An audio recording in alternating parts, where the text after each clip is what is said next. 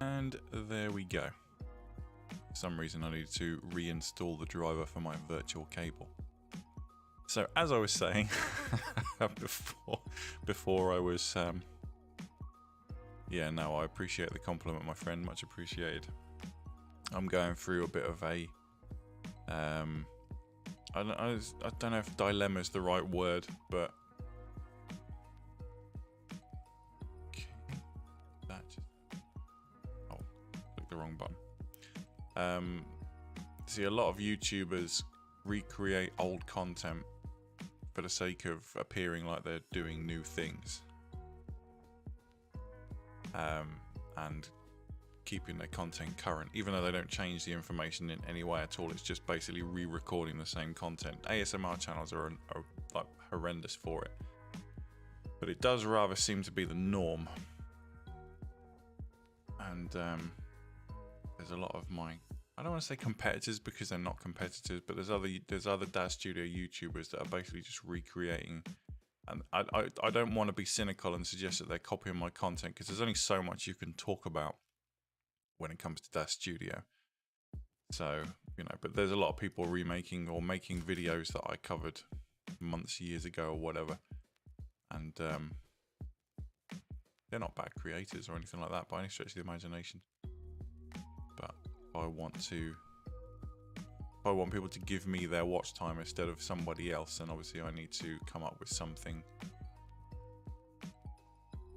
to keep my content current, and I'm sort of procrastinating about whether or not I should just do what everyone else does and remake the same content over and over again. Because I've covered the overwhelming majority of stuff Daz Studio related. I've kind of covered, let's be honest. At this point, after 3 years, I've covered. The only thing I haven't really extensively covered is animation, or maybe even like filament, but filament's not ready. Filament is, you know, I don't want to be one of those YouTubers, and there are a few of them out there who will make a video on the topic when the product isn't finished, so you're sort of only getting half of the information. So yeah, that's my thought on that one. Right, now then, let's have a looky. Yeah, I can move him over there, the other side of the road. That's cool. He's not actually going to be in the shot, so it doesn't really matter a great deal. If I put the camera way back here, that'll make it look like the road's narrower than it actually is. Import transforms. Yes, continue. Suffix, name of the whatever. Whatever.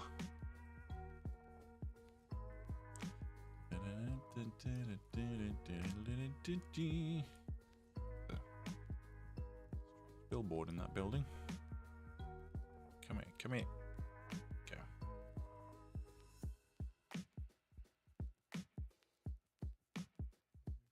This way slightly.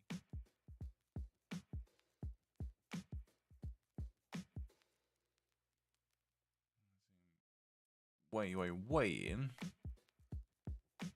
Gonna make moving the camera a massive pain in the bum, but give her a bit of a interesting. I can do a wide shot, that's fine. I'll do a wide shot to illustrate.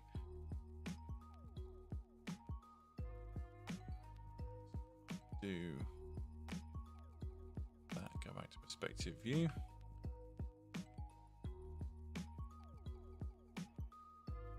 Now I come back up here. No. Right inside Jake's head. Zipped. Camera. Now I can go eyeballs. Select the tool. Right, looking at. No. Start looking at. No. Oh my god, what in God's name is going on there? She is not looking at his head. That is weird. No, haven't I?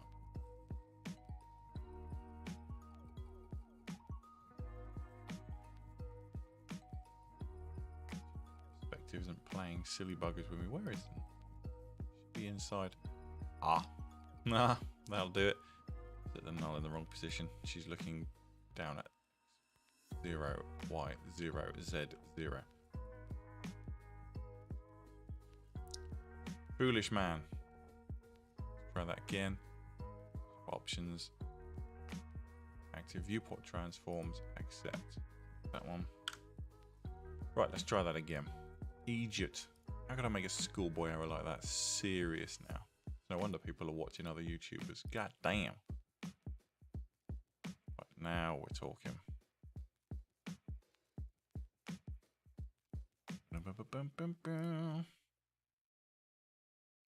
Oh, we need to give her an expression. This null expression nonsense. Poses expressions.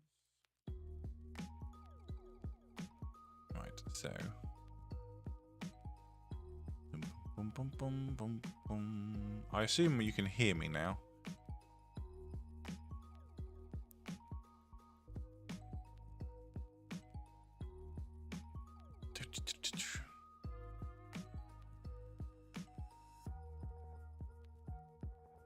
Oh, that's okay then. Thanks, Matt. Have to double check.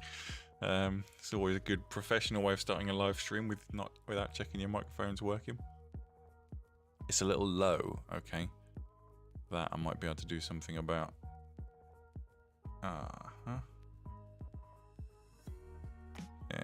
Is that better?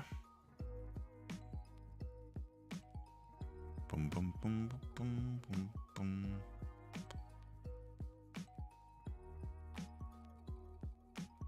Don't know why that's open.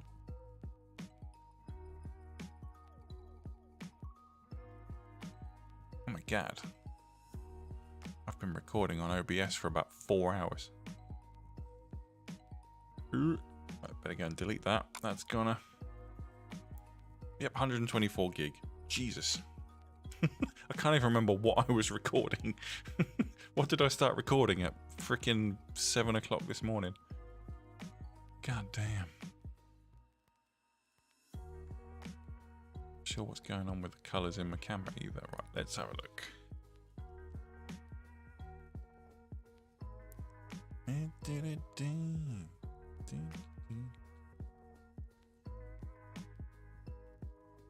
There we go. Now I look like a human being and not a baked bean. If you hadn't noticed, my clean install of Windows, I'm still kind of recovering from that, getting things set up right. Right. Expression.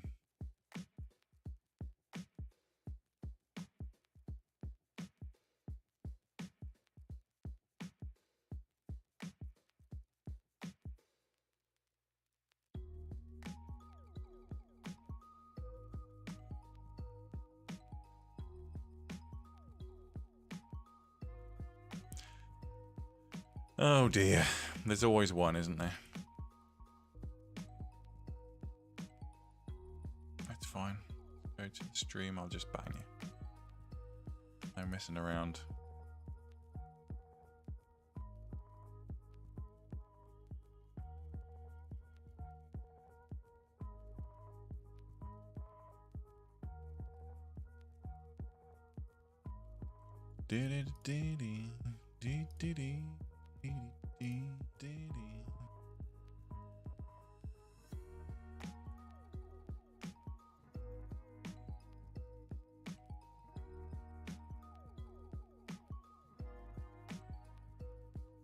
Okay, I'm not sure why.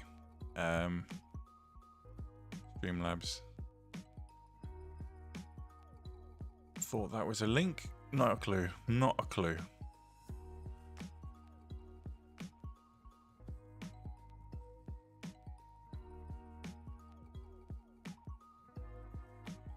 Daz Studio is easy. Sorry, to answer your question. And I have to apologise for the Streamlabs bot deleting your messages, because I've no idea why they thought those two messages were links, but there you go.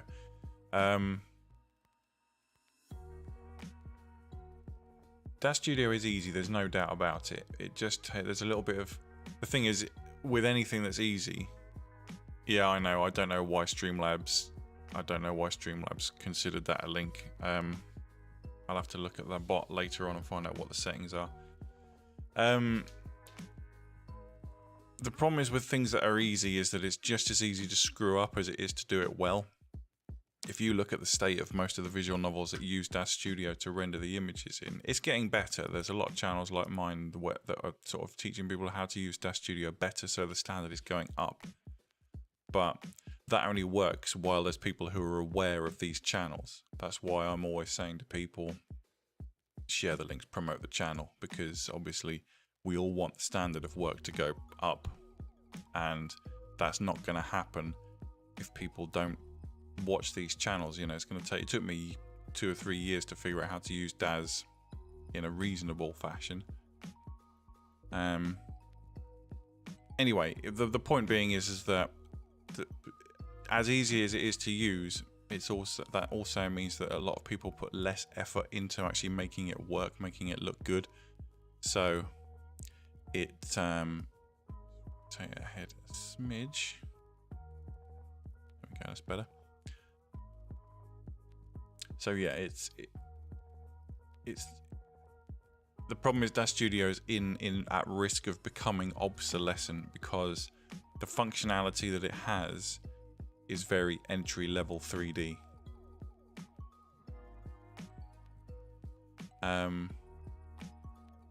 Thank you very much. I've no idea how much money that is. I don't recognise the currency symbol. I have to apologise.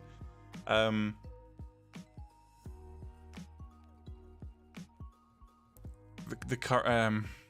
completely lost my train of thought now.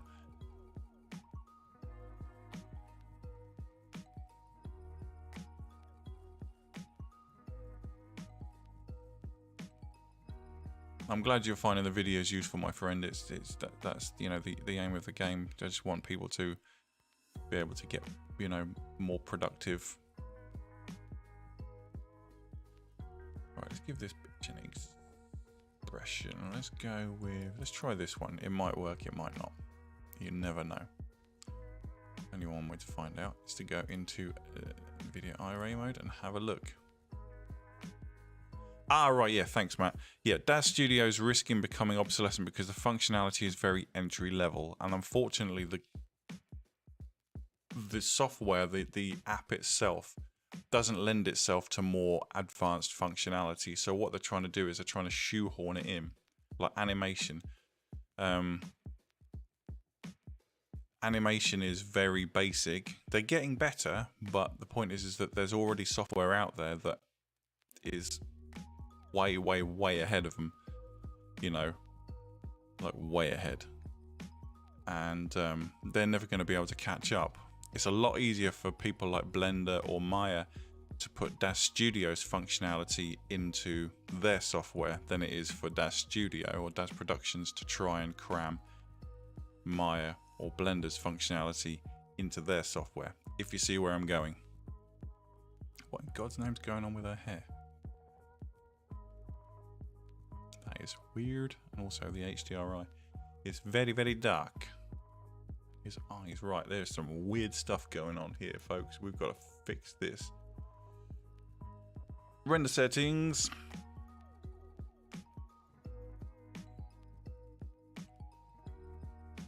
Alright, I don't need to have the HDRI being drawn. Don't need ground. Filtering, that's fine. Optimization, switch that to speed. Sort his eyes out. Yeah, kinda.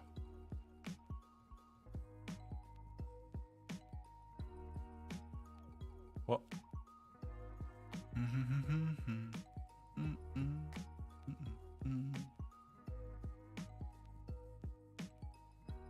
No, the stream's in HD, mate. If it's coming up as less than that, it's at your end, not mine.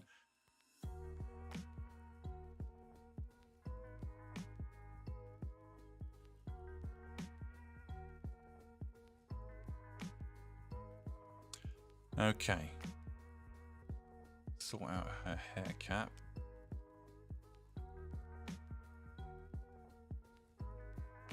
If you can hear weird background noise, it's because I live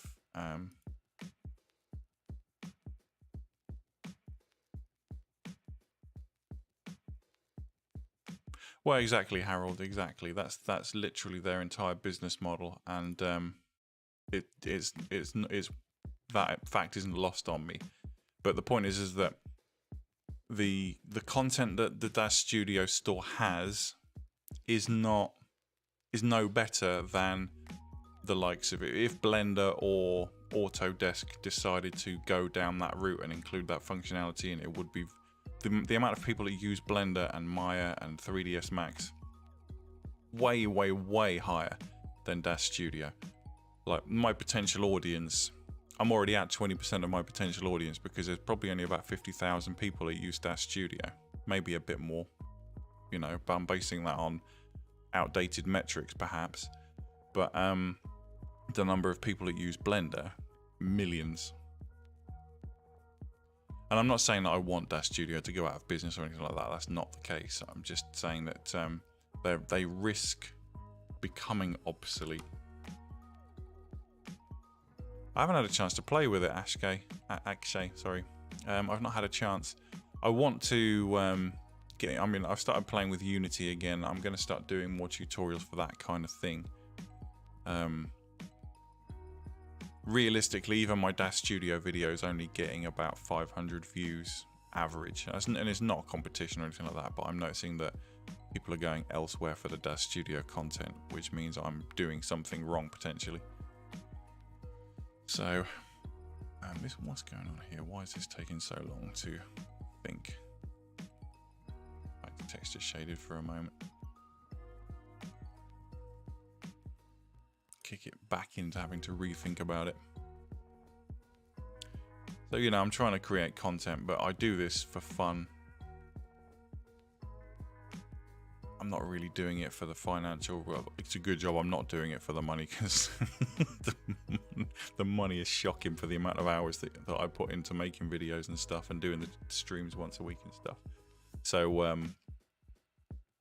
yeah, I'm kind of thinking about other things that I can do to broaden the spectrum of the channel a little bit. I'm not talking about dumping Daz Studio or Rempire or anything like that. I'm just talking about including other subjects like Maya, like C#, Unity, things like that. Things that I can do already. I'm not going to have to learn a new skill to be able to do them.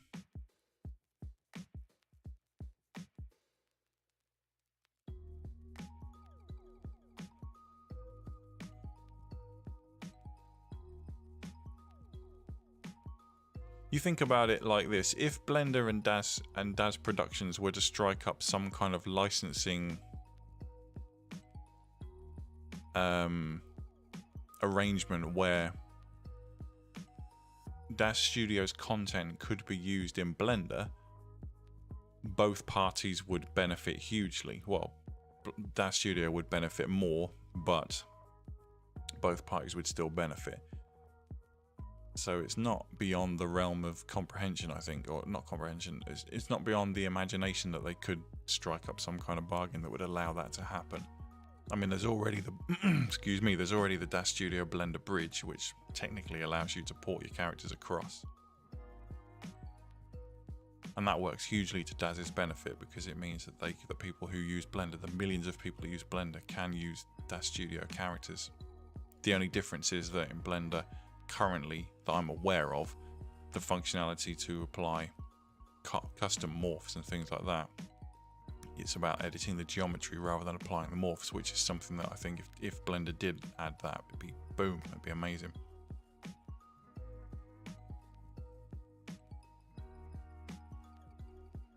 Blender's much better set up for animation and things like that. Again, this is my opinion, it's not fact, it's just, I'm just obviously, you know,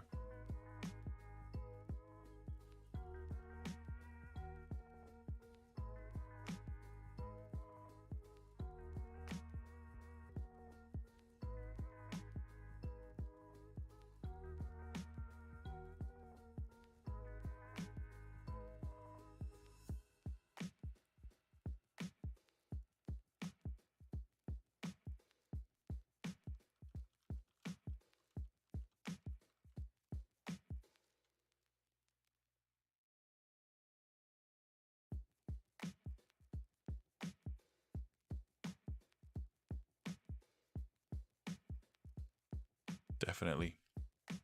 Definitely. I mean, that's not to say that Daz Productions couldn't. My God, this is taking a long time. Daz Studio could just rebuild the app, but that would be a massive project. The problem is they're trying to shoehorn new functionality into a very outdated piece of software.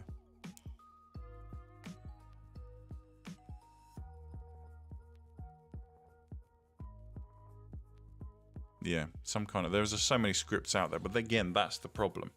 Daz Productions' business model is to make you go and buy plugins, scripts, characters. There are scripts out there that will optimize your scenes automatically for you. So it works to their benefit to make you go and buy that because they get money for it, rather than just putting it in the software. So again,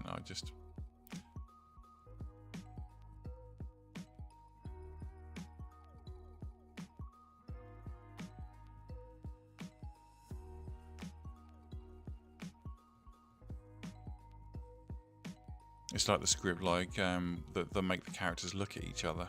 They could put that functionality in the software. Of course, it could. It'd be so easy. But they make money from selling the script. So, what are you gonna do? You know.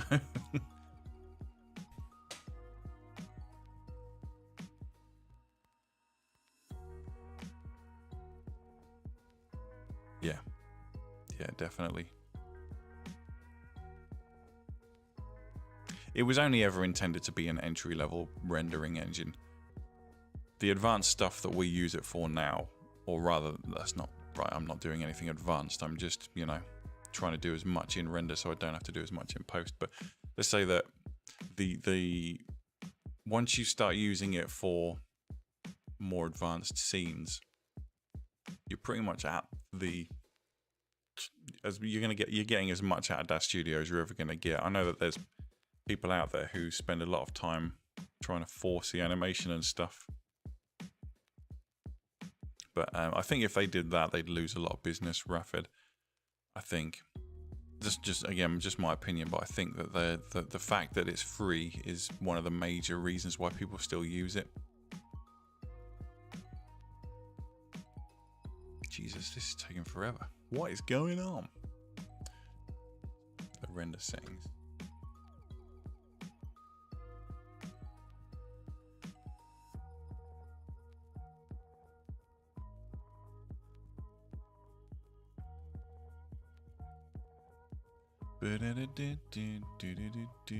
All the times for Daz Studio to fall over, it has to be during a live stream, doesn't it?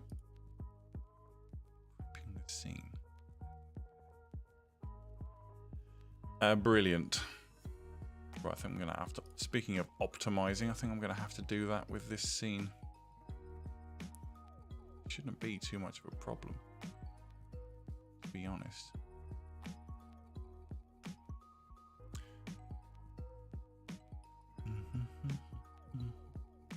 I don't know what I can do. So, flatten out the nipples.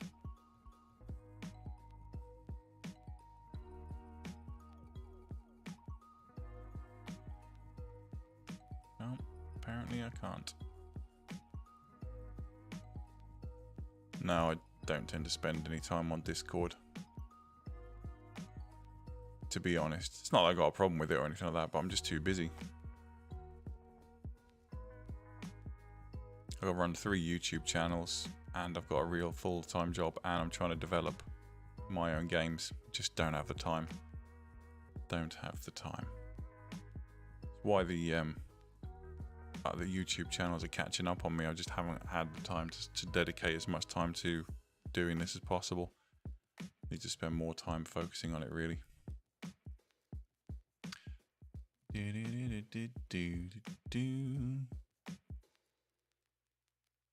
Okay, let's get rid of that for now. Try and thin out the apps that I'm using to try and make this run a little bit smoother. Right, I need to sort out her poke through.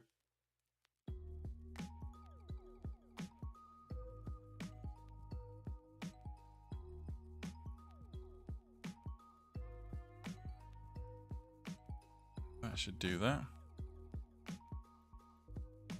I've got a photography YouTube channel, which I'm trying to do more content for. I just haven't had a chance. And I've got a gaming YouTube channel.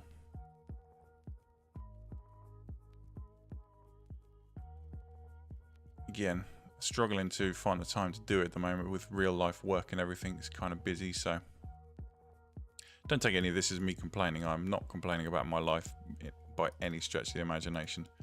I'm very aware that I'm quite fortunate.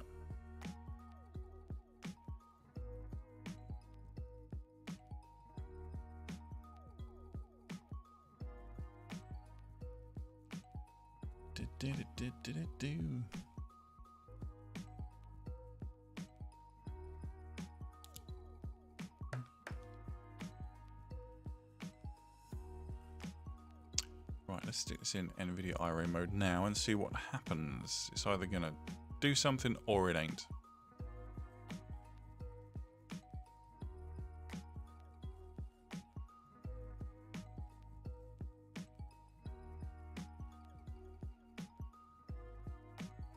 It's actually, I can hear my GPU kicking in now. It's actually thinking, which it wasn't doing before. Daz Studio, ladies and gentlemen, free software. Get what you pay for.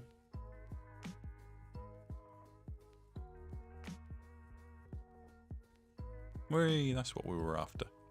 Right, shirt's now working, although it looks plastic as hell.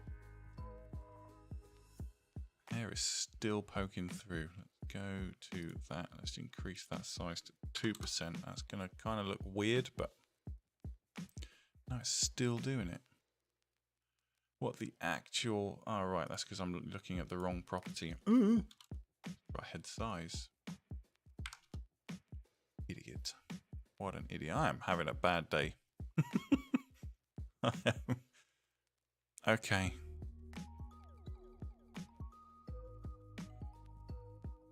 Right, that's that sorted.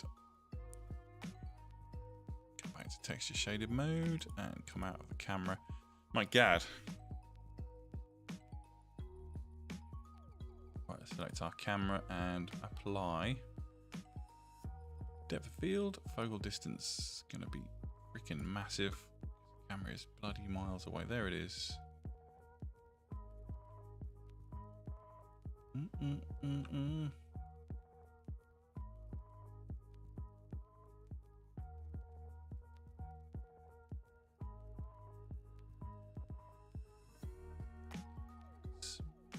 Further back. That might work. Let's go have a look.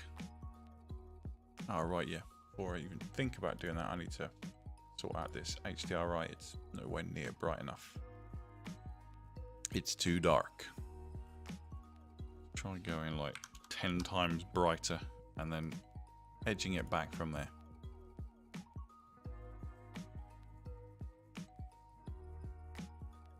There we go. It's having a think. GPU hasn't kicked in yet. There we go. I can hear it now. Don't know what was going on before. It just seemed to be having a funny 5 minutes. It's a well-optimized piece of software. I hope you understand.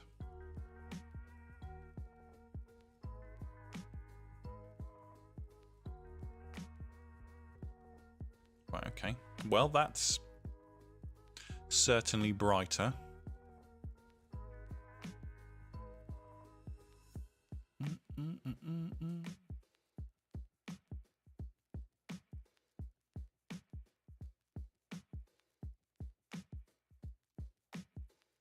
Hey Eric, cool. How's it going, man?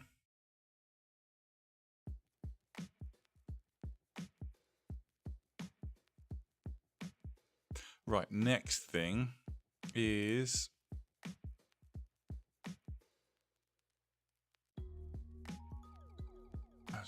really, really unhelpful descriptors. Blow, dial, which way? Which way? I need to know.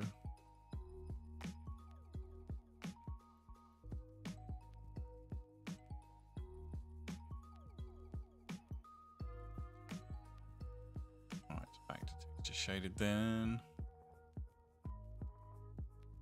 happy so far. Right, let's try. Which way is the wind blowing in this one? Yeah, man. Nope.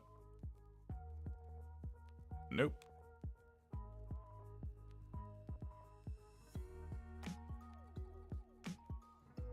Possibly 7. Nope. Nope. Nope.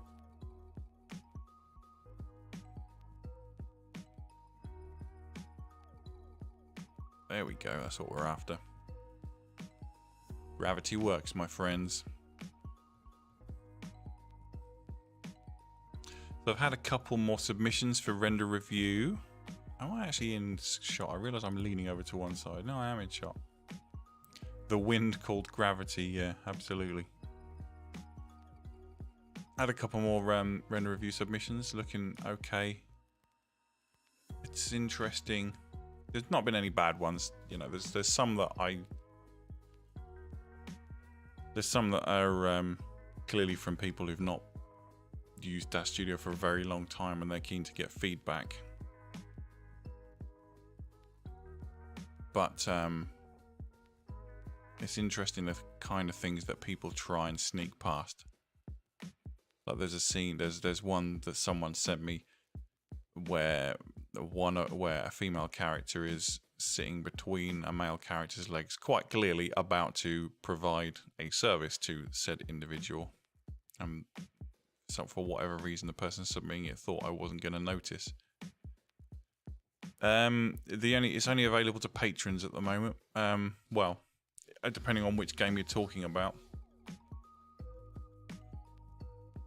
The game that I'm currently working on, well, this one is my long-standing project, but it's not available for download. There's only one of my games currently available for download officially, and that's on my Patreon page. There are probably still copies of my older games that I haven't finished yet, knocking around, but they are unofficial. I don't actually need to do a great deal to this render in post, which is refreshing. Normally I'm looking at a render and I'm already mapping out what things I'm going to change. Sorry, I just punched my desk. What things I'm going to change in post, but this one actually looks fairly close to my current style. The style that many of you have become accustomed to.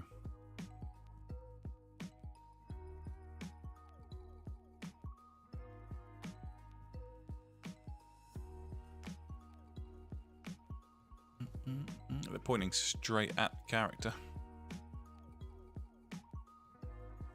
I can lift the null up to maybe like 165. See if that changes.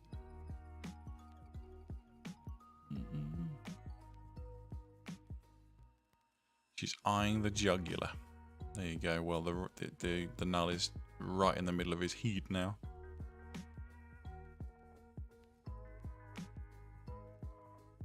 This game, it's a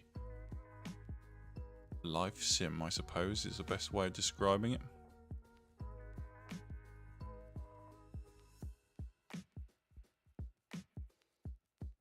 When it's finished, the idea is that the main character, is his family and he are set upon by a string of incredible bad luck. And the aim of the game is to try and get the family back out of the crap, basically.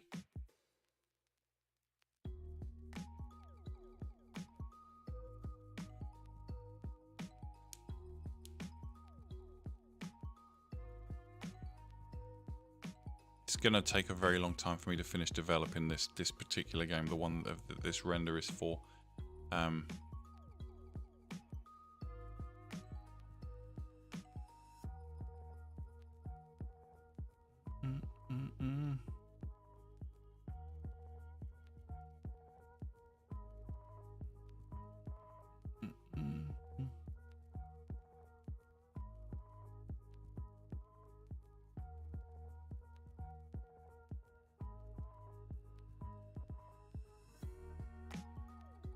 possibly, I have thought about doing it.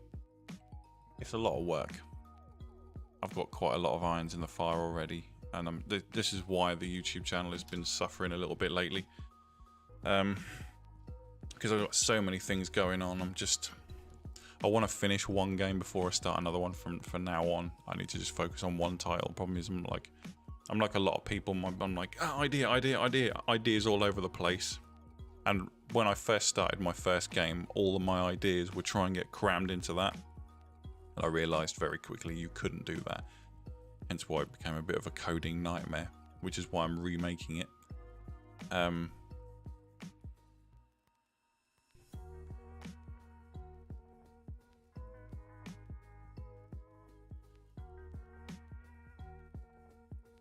So now I'm more focusing on just trying to finish one game. The problem is that everyone wants me to finish this game, the one that I'm currently doing a render for. But this is the biggest of all of my games. This is the one that's going to be massive in terms of scope, because there's going to be so many different things you can do. Some of my other games are more traditional visual novels or traditional, not as complex. So they would be quicker and easier to finish. Yeah, feature creep, precisely, you know. You think, oh, that'd be a good idea, that'd be a good idea, that'd be a good idea. I've got, like, the game that I'm currently working on, not this one, the one that I've just released a preview for on Patreon, it's a linear story with different ways of getting to the end, but it's a linear story. So it has functionality that gives the illusion of being more open world, but it's a linear story.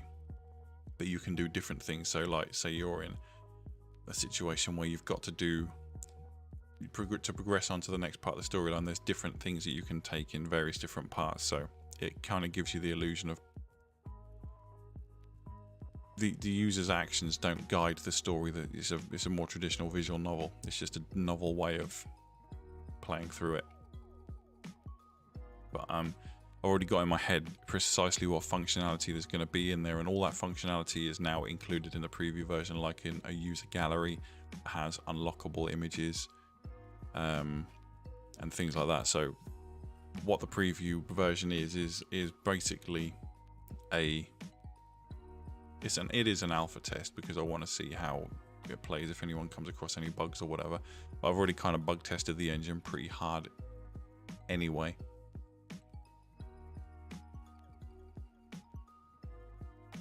But I'm going to be doing more a broader spectrum of content. Not to the extent where I was doing before, where I was uploading 5 gaming videos a week, because I appreciate that most people who've come to my channel aren't here to watch me play fucking Minecraft or whatever.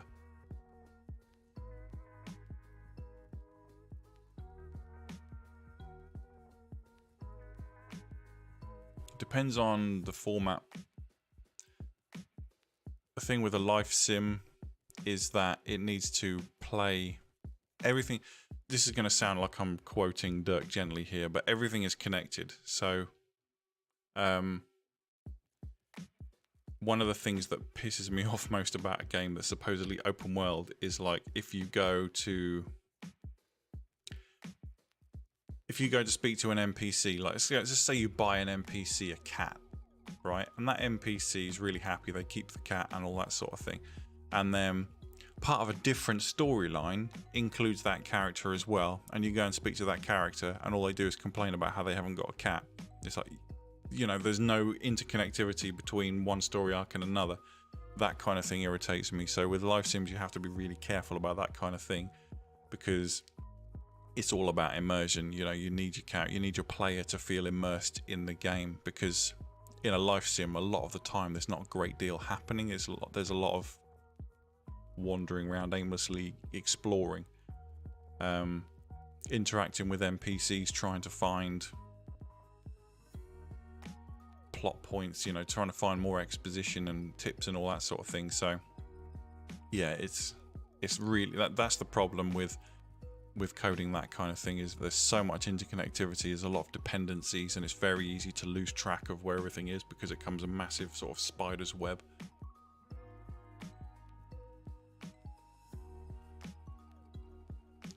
So Daz Studio, your question, I suppose, if being honest, it took me a couple of years.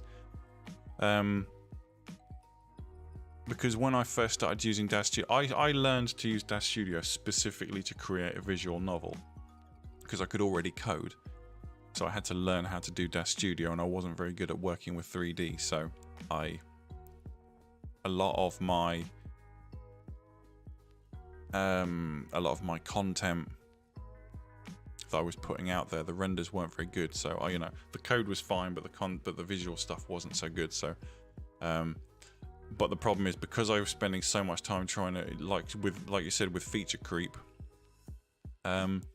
it got to the point where I was spending so much time trying to solve code problems, I didn't have a lot of time to focus on renders. So for a good 18 months, my renders didn't improve in quality at all. It's only when I started taking a more critical eye towards my own work, effectively saying to myself, your images look crap. That's when I actually started putting some of my photography background to good use and working on the images.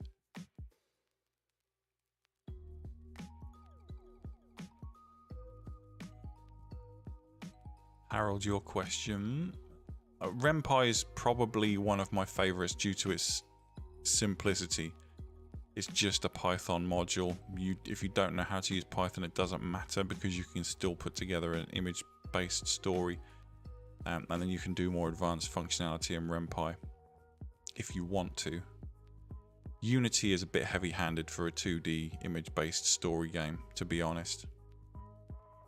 I know that some devs use it for their visual novels, but to me it's just, there's too much. It's like hitting a nail with a sledgehammer. Hey Biscuits, welcome. Yeah, I've got more Daz Studio. I'm going to try and do some more animation-based stuff because I realise that's where the competition are getting the edge on me, is because they're actually spending time doing animation stuff. And I do use Daz Studio for animations. I just try and minimize it because it's very painful. But I can focus on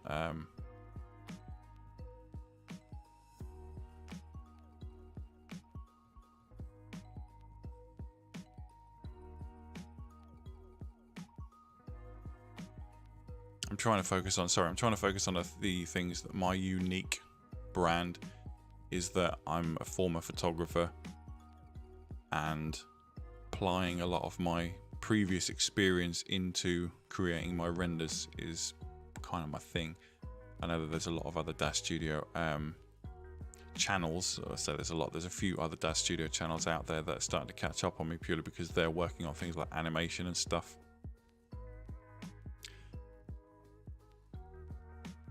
Thanks, man. I look forward to making it. I keep talking about the competition today. It's not competition. I woke up on the wrong side of the bed today, I swear. Now we're all a community. If people are remaking my videos in their own unique way, that's cool, man. As long as the information is getting out there. And different people respond to different things. I'm sure people come to my channel because they respond to me as an individual, and they go to the other channels because they respond to those people.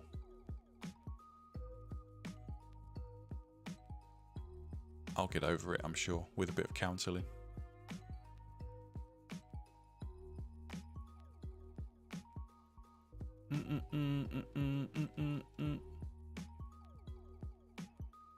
I was sitting and watching this NVIDIA iRay preview. I could just push out the render, couldn't I? Let's be honest. Yeah, I would. I certainly haven't got a problem. I enjoy playing visual novels, and I'm always keen to help people out as much as I can. Problem is content. A reasonably large portion of the people that watch my channel are people who are creating content that you couldn't get away with putting on YouTube. So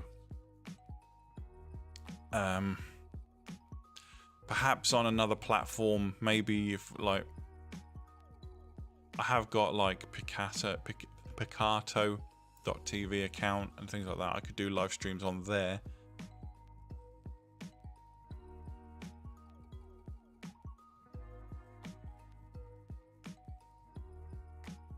Yeah, man, give it a go.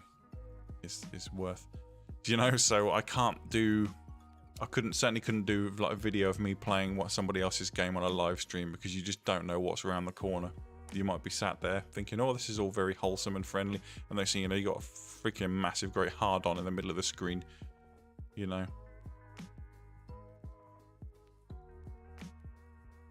Yeah.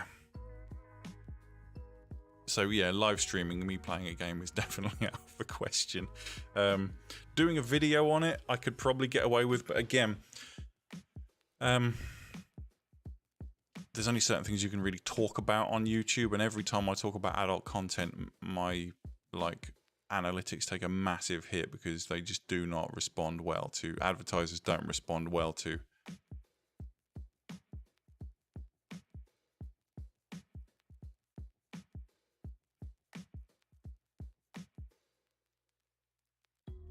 I could just set up a live stream on Picato at some point and just do it on there, because that doesn't matter.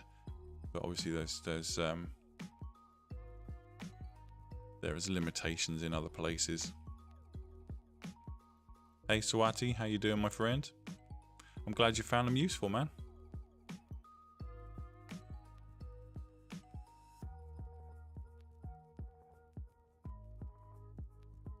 Yeah.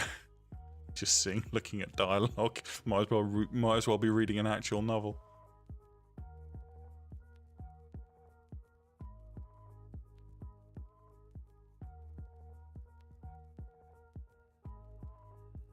Right, I'm gonna check my render settings to make sure I haven't done something dumb. No, I don't need to render that at 4K. Definitely not.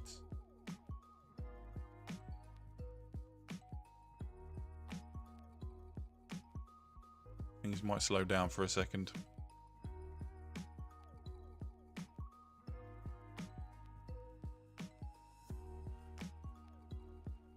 Yeah, well, that's very true. Yes, if most of your game was censored, you would have a lot less rendering to do.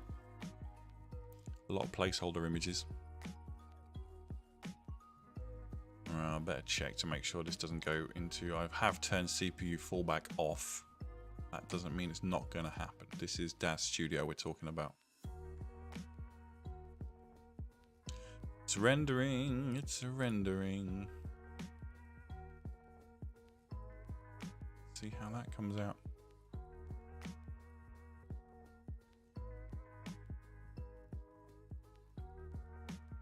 Yeah.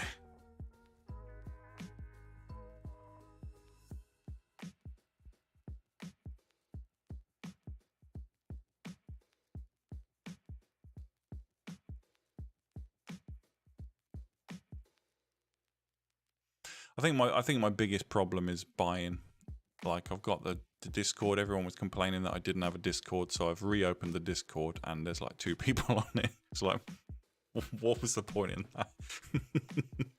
I think the same thing would be if I start doing like live streams of me playing other people's VNs. Is, you know, if I'm not going to get any buy-in from people, then there's no point doing it.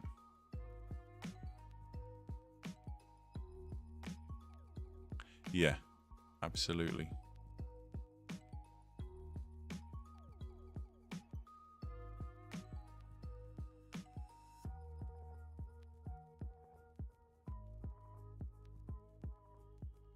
Our eyes are gone. Oh man, frick! What the frick?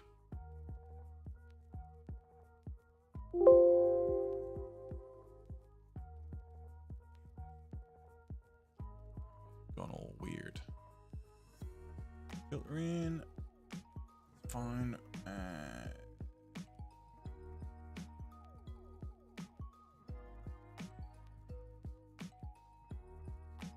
Again.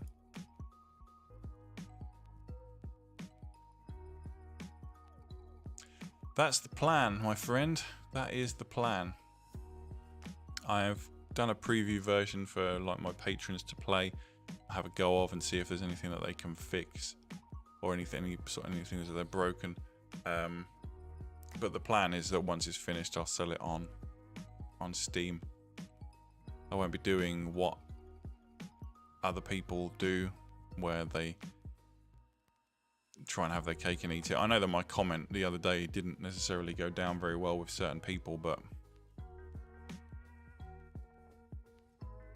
the problem is that Steam is not a place where it even says it in the terms and conditions for early access games. In the terms and conditions it says you cannot use early access as a way of crowdfunding your game. Which means if you're doing early access and running Patreon or Subscribestar or whatever, that's exactly what you're trying to do. You're just trying to use Steam as another way of crowdfunding your project. So these people have got no intentions of ever finishing the game. They'll just sit there in early access forever. Because keeping a game in development perpetually is an easier way of making money than actually finishing it and selling it. Rant over. Suffice to say, I shan't be doing that. And it's not that I don't need the money, by Christ I do. But I've got too much integrity to... I'll have to fix the eye in post. Don't know what's going on there.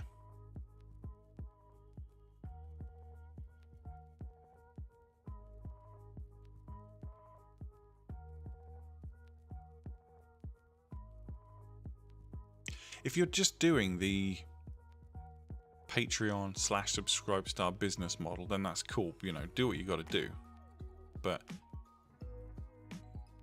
adding...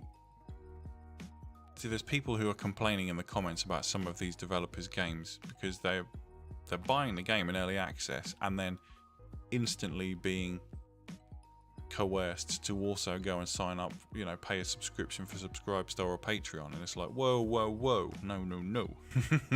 No, no, no, I just bought this game. It's not how it works. You can't mix and match, you know, you've got to stick with one business model or the other. It's gonna bug me, that eye. I'm gonna try one more thing. One more thing. Close everything.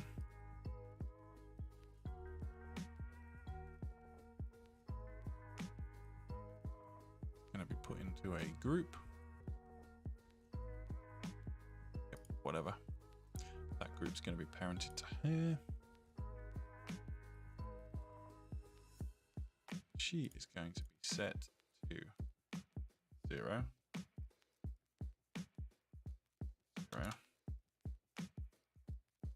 0.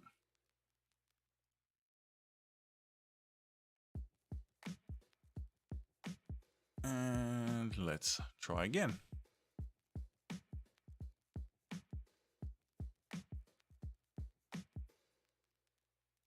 Strand hair, yeah. Hey Gary. Thank you very much, my friend. I'm glad you found some use out of my content. Always nice. Take 7 Days to Die as a prime example. 7 Days to Die has been in alpha for what must now be getting on for 10 years. That's an exaggeration. It's not been 10 years. It's been more like 5. But it's been in alpha for that long. The developers have got no intention. Oh, look, it worked. The developers have got no intention of ever releasing that game from alpha, because while it's in early access, they can screw around with it as much as they want. It can remain completely broken and never actually have to fix it and get it fully working, because that's part of early access. Whereas if they finish the game in the state it's currently in, then they'd end up with a whole No Man's Sky situation where suddenly they'd be getting battered constantly with, well, this game shit is broken. Because it's not a subscription based model like, say, World of Warcraft is. Star Citizen, I've never even played that one. Like World of Warcraft, their biggest problem was that rather than fixing the old legacy bugs, they would just add new content to distract people. But they got millions and millions and millions of dollars to be able to afford to throw at creating new content, whereas most people like me or you, or you.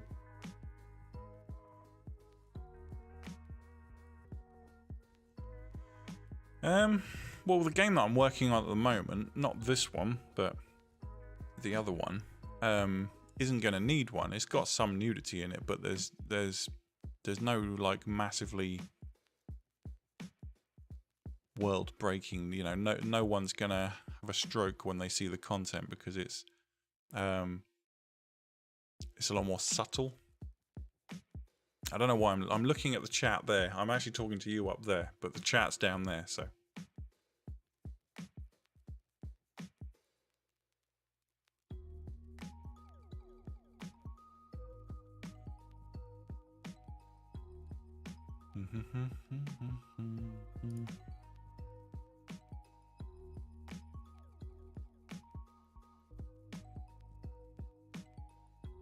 The ice stone has melted. I don't know why Streamlabs thought that was a link.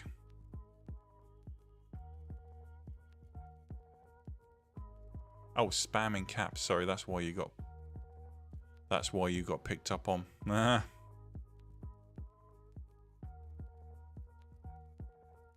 Okay.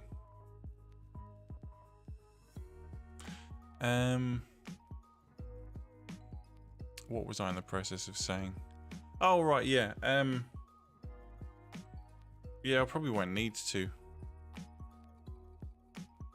Yeah. See, I was a bit late to the World of Warcraft party. I was a massive City of Heroes player, and I stuck with City of Heroes till probably about 2009, 2010, maybe even 2011. And then when City of Heroes started to die, that's when I picked up World of Warcraft. So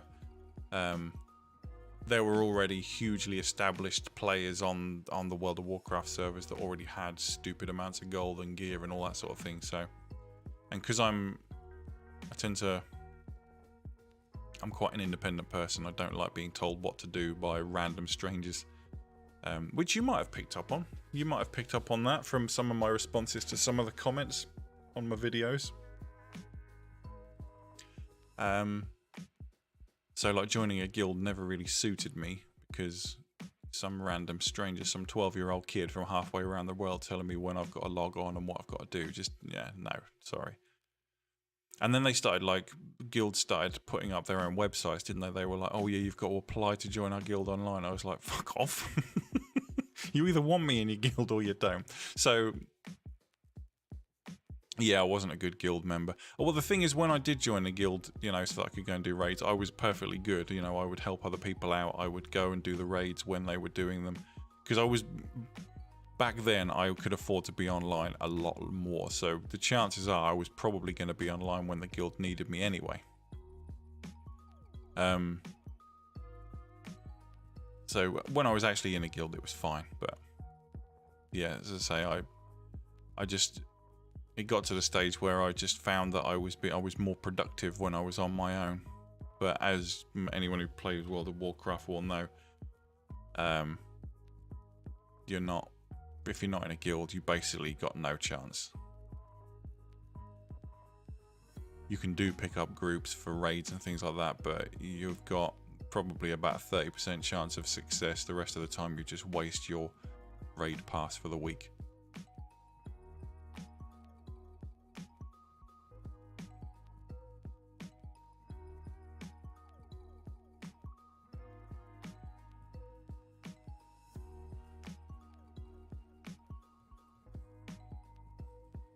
Interesting.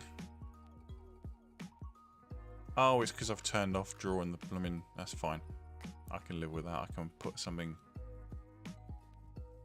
Oh, do you know what? Let's do it properly. Let's do it properly from the get-go. I need to turn back on drawing the dome. Drawing the HDRI because it's giving me a lot of transparency in the background because she's in front of glass building. Right, 4th time lucky.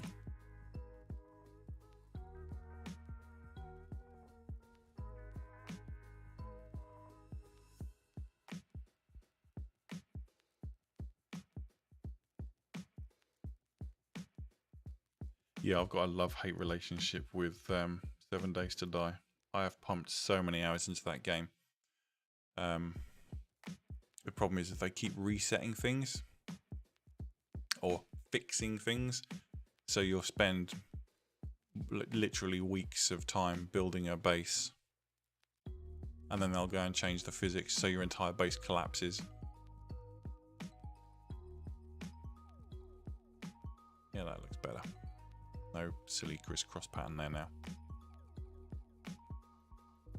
And to be honest, World of Warcraft was the last MMO I really gave the time of day. As some of you might have seen, I did play Final Fantasy online for a little while, but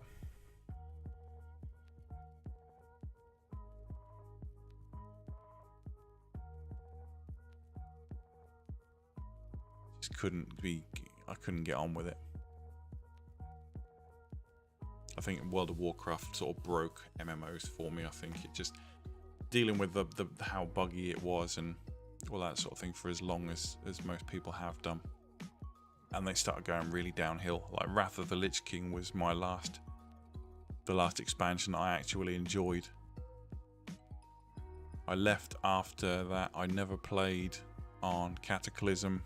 Came back for Mist of Pandaria just to see what that was about, and I enjoyed that to a certain extent because I quite liked the whole Japanesey theme, the whole Asian thing. But then I left again because I was quite interested to see the storyline of Jaina Proudmoore because she was one of my favourite characters, but tolerating all of the crap that came with it just broke it for me, and it's ruined now.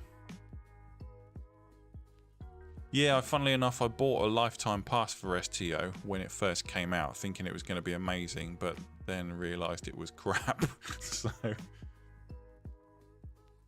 it just felt like it might be amazing now for all I know. I haven't played it for like since like I think I played it for about 6 months after release, but it just felt so clunky and it wasn't particularly attractive. It was literally their entire selling point there. They were just trying to sucker in Trekkies, and it worked. I saw that advertised. Is it any good? I've got no intentions of getting back into MMOs because I just haven't got the friggin' time. I can barely find time to play the games that I do want to play. You know, like I play Satisfactory a bit, and I play Minecraft a bit, and I play Borderlands 3 a bit, but that, you know, I have to make a conscious effort to stay up late at night to be able to actually play it. Oh, and Call of Duty. I finally managed to finish the Easter egg on D Machina the other day. Solo. That was graft. But I managed it. Now the funny thing is, if I go back and do it now, I could probably do it every time now, because I know how to do it. I know the technique for getting through the final boss fight solo. But that took... Yeah, man. I'm an old school Trekkie. I don't like Discovery. I don't like Enterprise. I like original series, Next Generation. And I could just about tolerate Deep Space Nine and Voyager. But anything that came after that. I like Picard. Really enjoy Picard. But Discovery... No.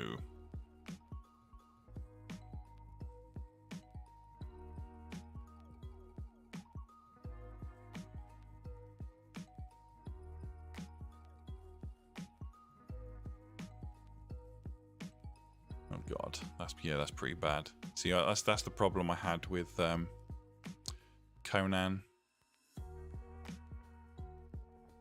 I own it, but if I do play it, it's never online. I just play it on my own time, my own game, you know, my own game.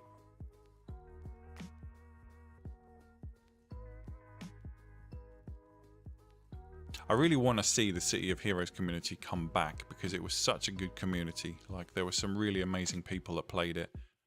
But because it's in its... The only people that go back and play it now are hardcore fans, and there's just not enough people around to... You know, like... super groups and things like that aren't a thing anymore. You can still have them, but there's no reward for anything like that.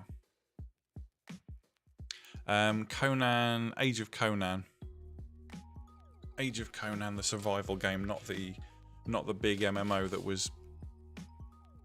I did play the MMO version of it for a while, but again, I gave it for a few weeks and it was just like, eh. Once you've played one MMO, largely it's the same. So you've just got to find one that you enjoy the lore, haven't you? Like World of Warcraft was good because I didn't know any of the lore, so it was like I was constantly learning new things, like reading a book. That's probably why I didn't get on with STOs, because you know so much about the lore from watching the TV shows already that you've they're not introducing anything new, and anything they do add tends to be quite cliche.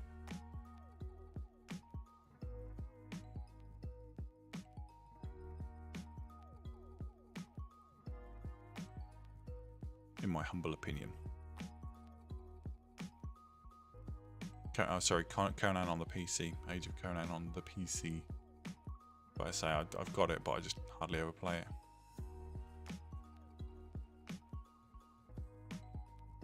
Oh, right. I found that it's like Scum. That's another game where the nudity, I don't care about it. It just doesn't help the narrative in any way at all. It's like they spend a lot of time generating CGI penises and boobs. And from what I can tell, there's very little purpose for them other than it's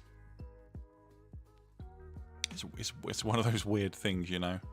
Like Scum, there is absolutely no reason to have a nudity option in that at all, because it's like, that's not what the game is about. And you spend most of the game staring at the back of your character's head anyway, so it's not like you're going to get to see a floppy willy flapping around the screen or something like that, you know?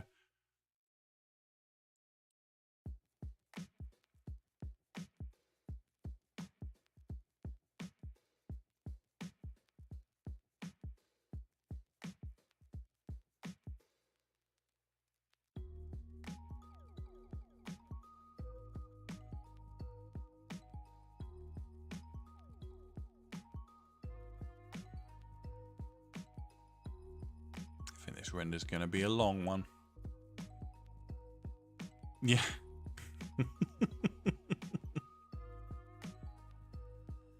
I remember when the first time I flashed up Age of Conan, I didn't have it in streamer mode. So, you know, I saw my character up there on the crucifix with her boobs dangling and what have you. And I thought, oh, cool, look, there's nudity. And then didn't give it another thought after that, because I was just like, well, you're never going to see them again once you get into the game. Well, you might see them in the cutscenes and stuff, but it's just like, there's no point. It's just literally a gimmick.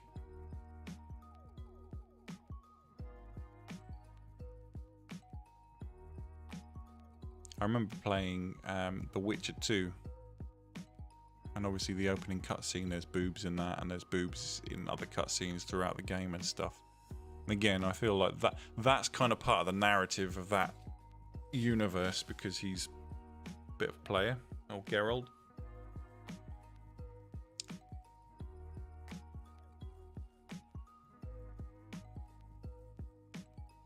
I'm actually quite surprised that Bethesda didn't put, I think it was Bethesda, whoever it was who made Mass Effect, I can't remember now, it's been a while since I played it, because they just released the like Ultimate Edition, which looks no different to the original edition. I'm quite surprised they haven't bothered putting some kind of partial nudity in there, because if you remember when Mass Effect first came out, like the relationship system and the nudity or the implied nudity was BioWare, that's right, sorry, yeah, was like one of the main draws of the game.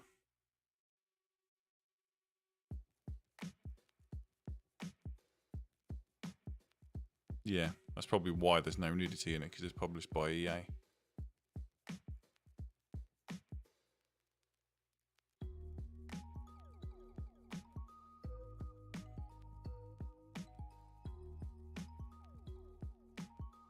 I remember hearing in the news a few weeks ago it was a few weeks ago, that Blizzard, Activision have come under scrutiny for being a really crap place to work, which I find entertaining. I can't remember the specifics of the story, but they were basically saying that, you know, senior management were basically bullying their staff, which doesn't surprise me because there are no multi-billion-dollar companies out there that don't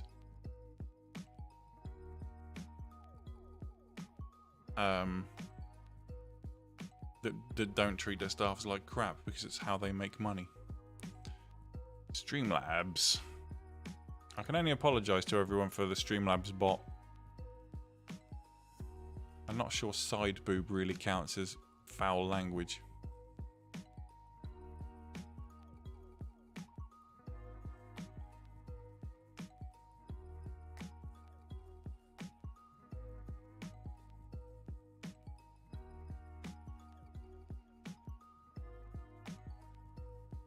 I've worked for multi-billion-dollar corporations in the past after I left the armed forces, and like working for some of them, I'm not going to say names because obviously I don't want to get in trouble, but it's like working for the bloody Gestapo. You know, you get emails every week telling you that if you were ever caught saying that working for these companies was anything other than perfect, you would potentially get sacked. You know, you were literally told, if you ever get asked what it's like working for this company, you must say this. Failure to do so is a disciplinary offence, gross misconduct. You're just like, what? Yeah, I don't know what's going on with that Streamlabs bot. I'm going to have to look at that. But, you know, Blizzard Activision are a massive, massive company, and they've got a considerable amount of resources, but they've also got a massive bottom line at the end of the day. You know, they've got a lot of people to pay. And people forget, don't they? They moan about, you see all these, the environmental thing is a prime example. You see all of these kids fresh out of college rabbiting on about how we're destroying the environment and we need to change this, we need to change that. It's like, okay, fine. But that means no more iPhones, no more iPads, no more internal combustion cars. It means no more sitting at your computer for 8 hours a day just so that you can jerk off or play Minecraft.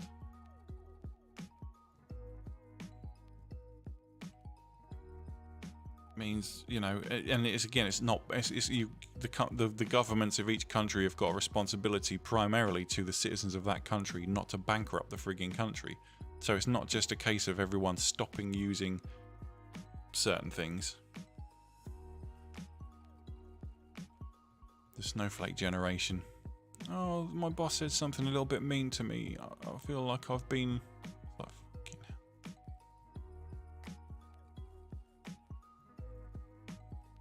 Yeah, exactly. You know, it's like you've got to use a bit of pragmatism, haven't you? You know, we all agree that we need to make changes to make things better, to fix the damage that's been done, and all that sort of thing.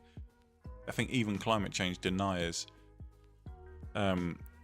would be daft not to at least consider the possibility that maybe they could improve the way that they do things, but you can't just flip a switch and everyone stops doing something. It doesn't work that way.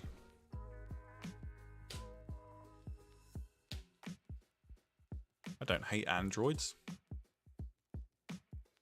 I just don't use it. I can't get on with the operating system. I'm too used to doing everything in iOS.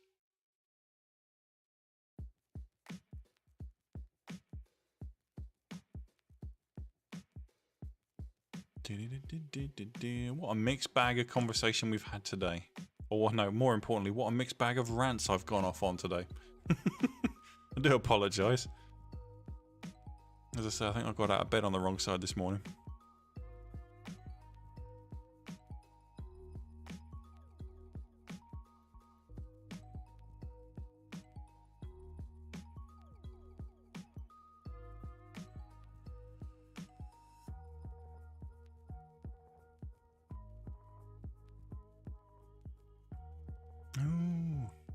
There's a thumbnail reference there. I actually tried replaying old Deus Ex again the other day. I can't do it. If they remade it so that the controls were more updated, I would be all over that because it was a good game. But by today's standards, the controls, the graphics, just, oh my god.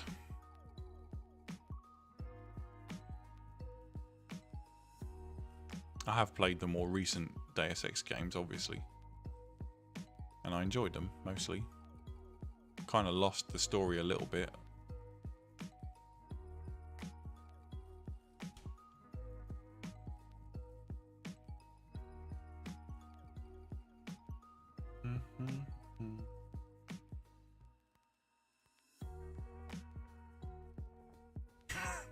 Makes the game worse.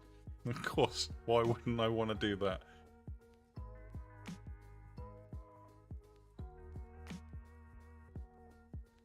Oh dear. I have indeed. I've not completed it. I've played like the first couple of hours. It's one of those games that I know is going to be a time sink, so I kind of keep putting off playing it until I've actually got sufficient time to play it properly.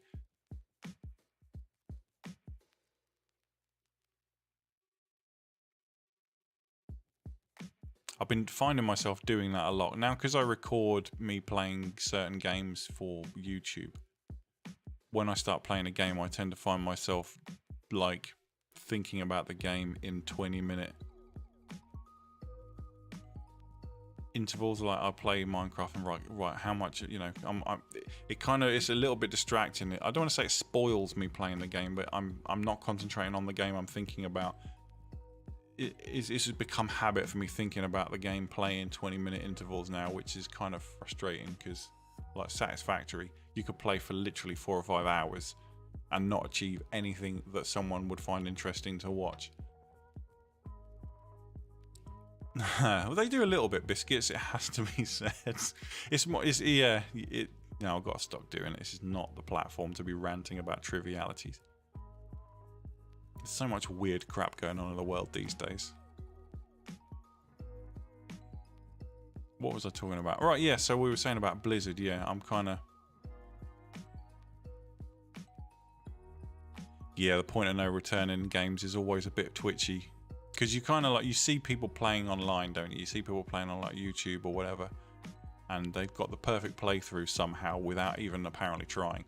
What you don't see is how many times they've had to save and reload, save and reload, save and reload to actually get there, because that bit's all cut out. And it makes you kind of feel like, oh, I haven't done it perfectly, I've not done it perfectly, I've got, oh crap, you know. So it makes you nervous about progressing on to the next stage of the game without doing. Final Fantasy is responsible for that. If you remember Final Fantasy X, there were a couple of things in Final Fantasy X that, in order to get the perfect playthrough, you had to do at exactly the right time. You couldn't just, like Final Fantasy VII, you could go back once you'd got the airship and kind of redo the bits that you'd missed in order to get the perfect playthrough. Whereas in Final Fantasy X, you couldn't. You had to do things at exactly the right time. Unless my memory of that is cloudy, but it kind of made you nervous about rushing through a game to complete it. I don't know how speedrunners do it. In fact, I don't know how speedrunners do it. I've been playing Minecraft now for what feels like a decade, and I still haven't killed the blooming Ender Dragon. Every time I do it, I just get killed straight away, and I'm wearing like fully enchanted armor and stuff. Just shows I must be crap at that game. Try using the bed technique and I never get the friggin' dragon to go anywhere near the beds. I'm calling hacks, that's what I'm calling.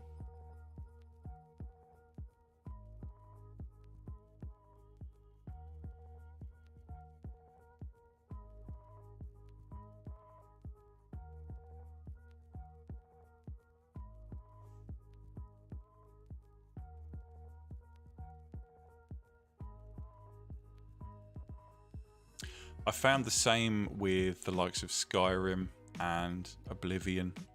I never played Morrowind.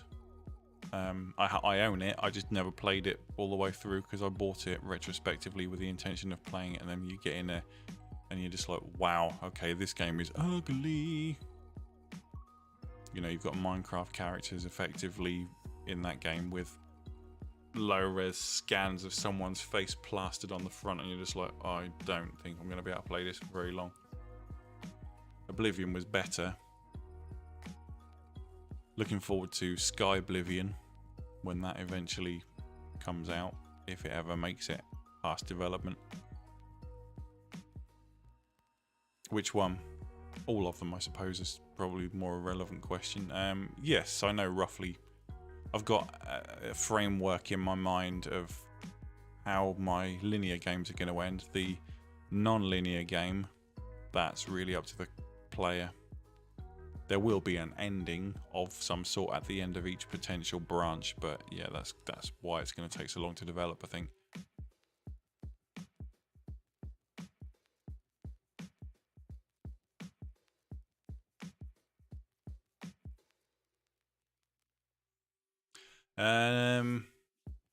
Sometimes I tend to find that if I write, I've done it in the past where I've written an entire script.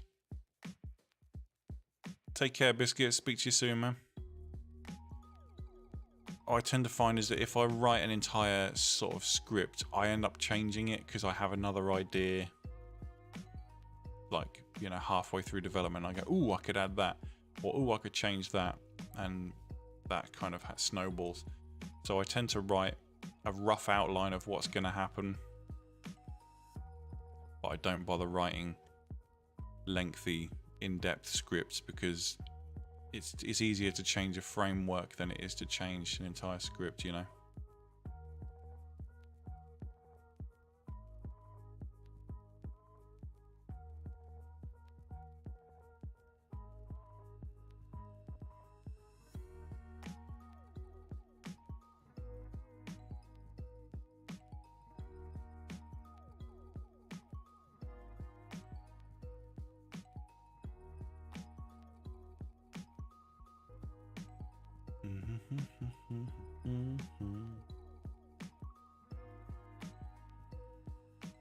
Yeah, exactly. You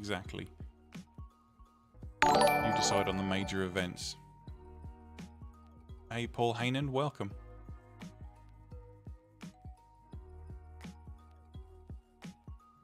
No worries, my friend. I'm glad you found them useful. Look forward to seeing more content in the future, if I, when I get around to doing it.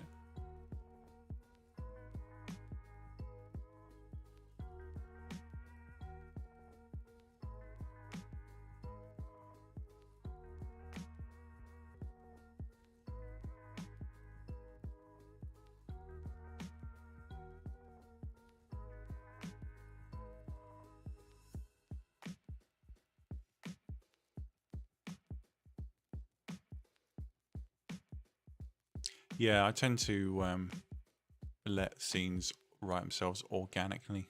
Yeah, Paul Haim, yeah, I was expecting to see an urn. I'm sure it's not the first time he's ever heard someone say that, though, so.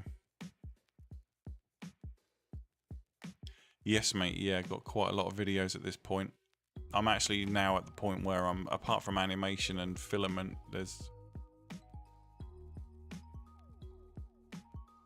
I'm starting to run out of things to do, but every other YouTuber seems to remake their own videos every year or so, so maybe I'll start doing that.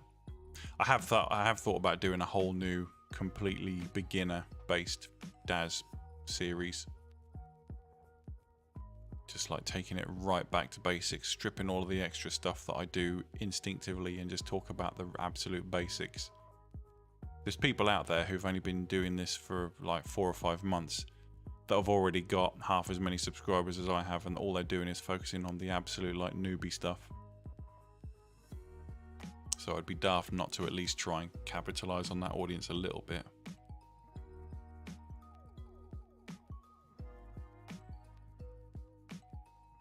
So stay tuned for a absolute beginner's guide to various different aspects.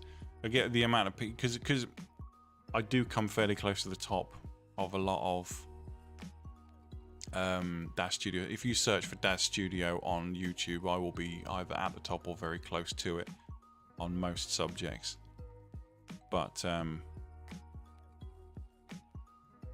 the amount of people that in the comments that ask me specific questions to videos that I've already done, the instinct is to do the whole forum thing where you go, use the search tool, but you can't say that to people. That's just not fair, because again, this is where I'm struggling with animations, is that I just don't see Daz Studio as being an effective animation tool. And people know me well enough to know that I won't tell you to do something just for the sake of doing it. I would generally recommend avoiding using Daz Studio for animations, but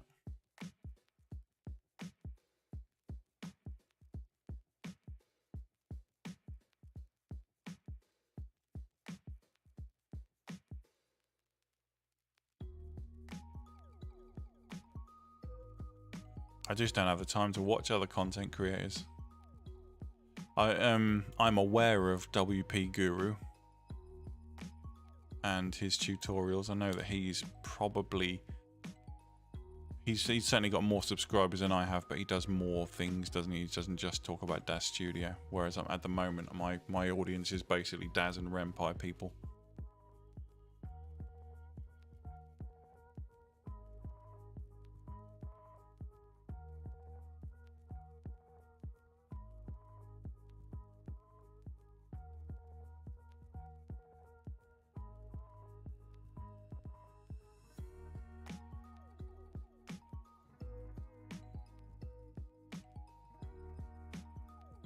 I think between him and me, we've probably covered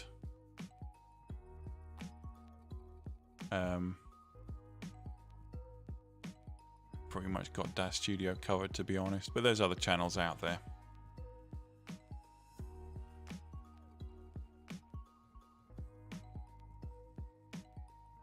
I don't do recommending products because it's always subjective.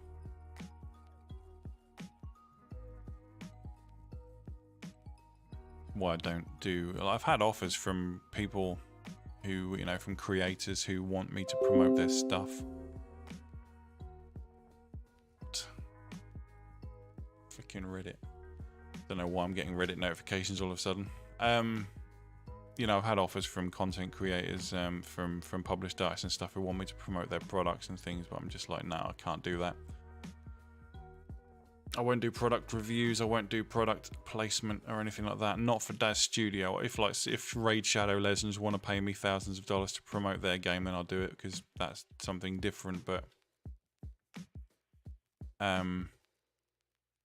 man. I know I'm shooting myself in the foot by saying it, but I want people to come here because they trust what I'm telling them is what I believe, rather than what I've been paid to say. Like I said, if I do a Raid Shadow Legends or a Helix Mattresses advert at the beginning of my video, then people know that that's a paid advert, and that if they want to skip over it, they can do that, But if I'm muddying the water by promoting products that I don't really like, that becomes something else. Don't get me wrong, I'd love to be able to make money from doing this for a living, but maybe I should become less scrupulous and just say screw it and just do everything I can to make money. But it's like those those YouTube channels that do reactions where there's always some guy who pretends they've never heard of Queen, and they do like a guy who's never heard of Queen reacts to a Queen video, and then just sits there, watches a video, and then spends 2 minutes saying how amazing it is.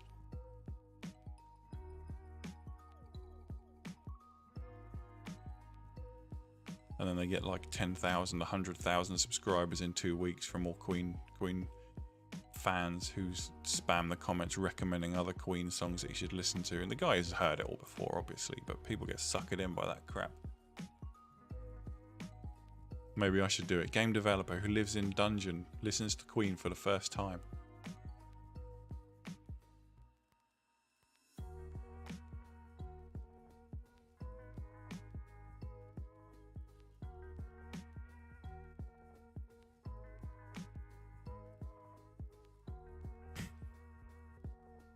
Yeah, exactly. I have thought about doing like game developer reacts to shit game. I'd probably get quite a few views from that, but I'm worried about doing it. Again, I feel like people are smart now. People know that if I'm doing something like that, I'm doing it to try and gain subscribers. I'm doing it to try and get watch time. It's how a lot of these other Daz Studio channels manage to get there. They do it by doing like stuff like that. And I'm too cynical. Maybe I need to stop being cynical. In real life, I'm actually quite a positive, happy-go-lucky kind of person, you know. So if any of you lot see me suddenly upload a video, probably later today, saying game developer reacts to blah blah blah, then you'll know exactly why.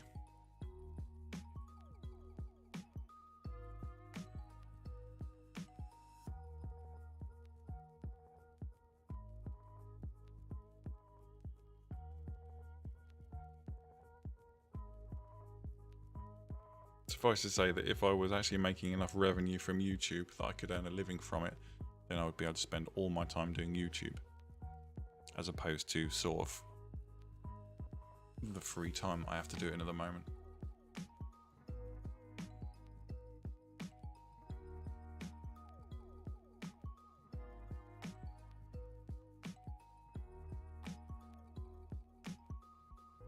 The one thing I definitely don't want to do is start ragging on other developers or other creators, other YouTubers. Everyone's got to make a living. Exactly. Yeah, exactly. Right, bear with me, guys. I've just got to quickly use the bathroom. Won't be a sec.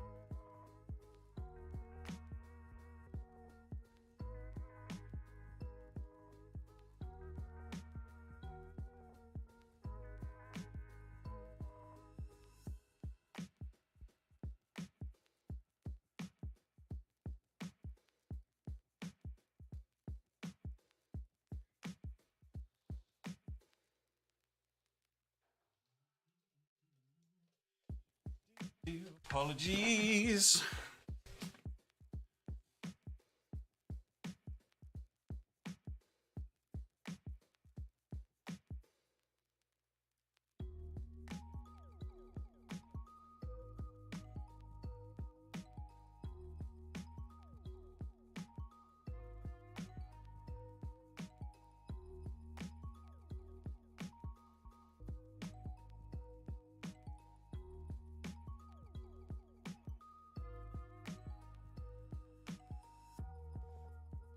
Yeah, well, as Aracor's just said, I don't know if I would be capable of pulling that off without just coming across as being salty.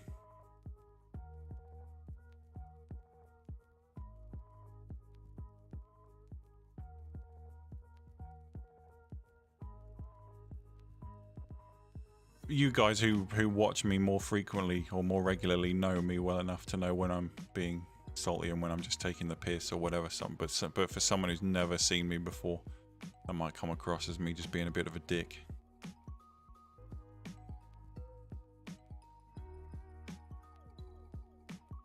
There's a format there that I could certainly try and exploit, but I'd have to do it in my own style, I think. Otherwise, like I say, it would be misconstrued by the wider audience.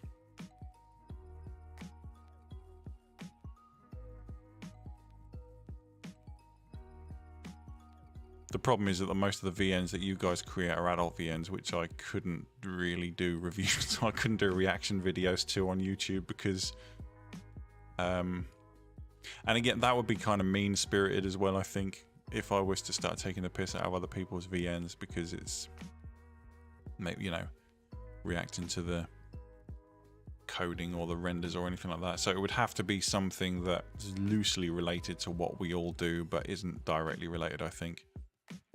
As Aracor said, I don't want to do the whole punching down thing.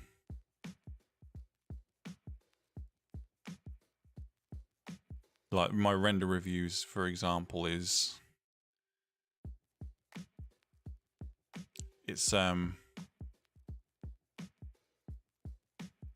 sometimes I generally try and put every submission in a video, but there are one or two that I don't react to, that I don't do reviews of, and it's purely because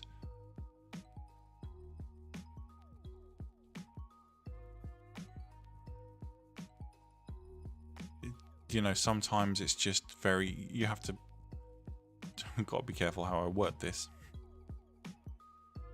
There are some people who've rushed their render to try and get them to me to do a review. And I'm kind of flattered that they're excited to get their content to me to do a review, but you look at it and you're just like, this clearly isn't your best work. I don't want to react to something that's not someone's best work. Notepad. I know that probably came across as a bit flippant, Sandia, but that's really what I work with.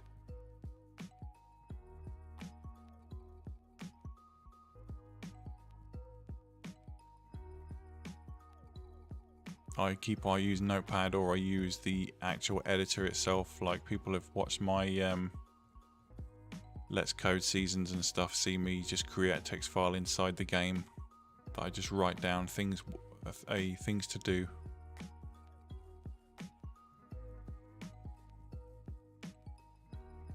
Oh, sorry, punched the mic. Sorry if I just deafened anyone.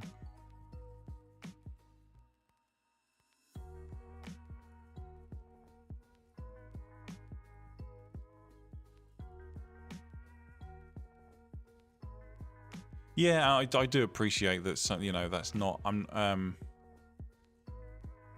Different people have different reasons for sending me things. You know, and if it's something that I can react to, then I will obviously do it. Like, I've had a couple of submissions recently, which are probably from someone who's just starting out in Daz.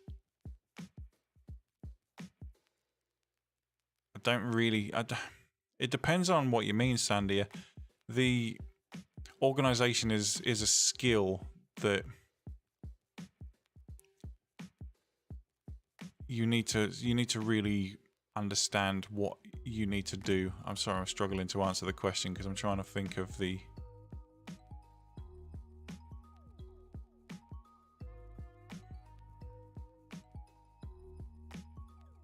For me, when it comes to organization, I just write down everything I know that I've got to do, and then I prioritize them, and then I do them. I've already told you, Notepad.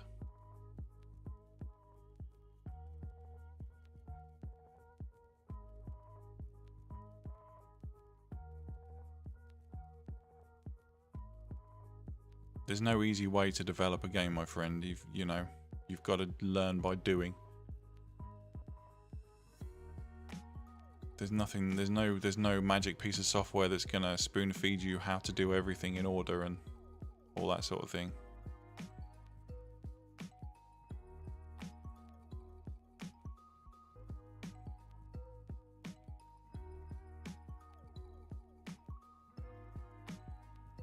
If it were easy, everyone would do it.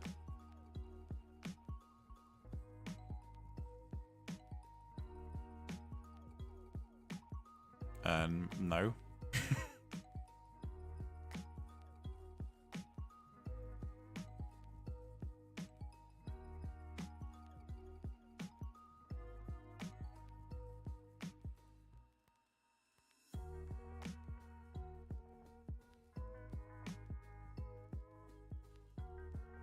Thank you.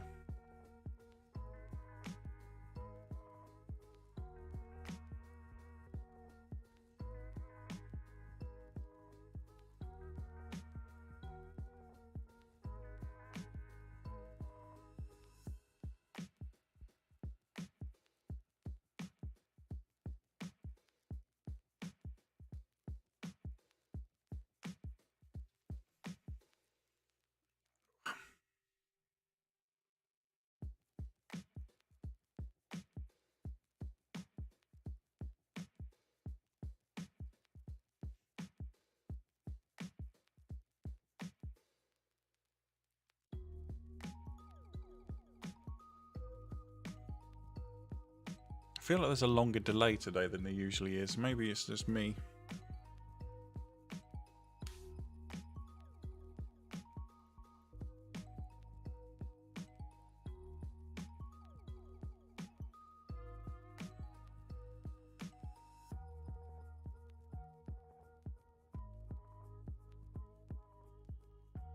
I'm going to do something random so I can work out what my delay actually is. Feels like it's got to a couple of minutes already now.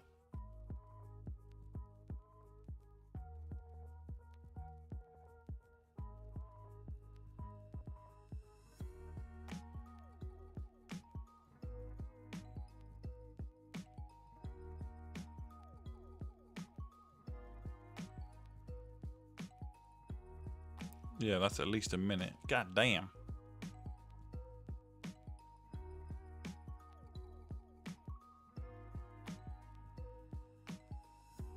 Alright folks, I'm going to give it about 10 more minutes and then I'm going to knock it on the head. We're reaching the 2-hour mark.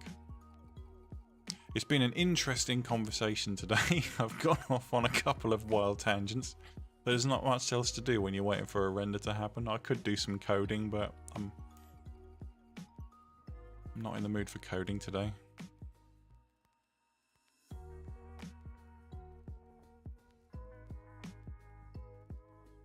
Yeah, and I'm on ultra low latency setting as well.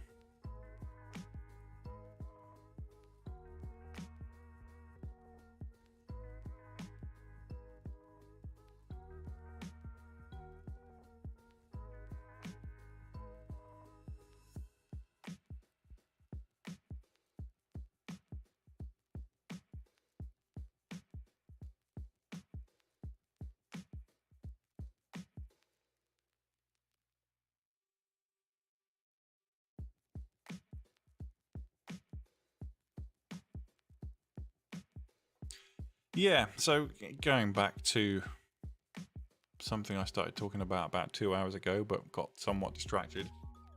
So I'm going to be trying to get more Maya Blender content in. I need to think about the channel's growth.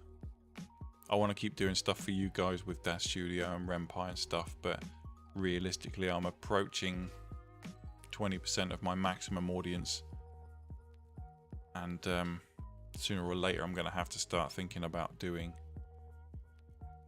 other things. The only way I'm going to be able to earn money and a living from doing this, to be able to do it more, is if I broadcast to a wider audience.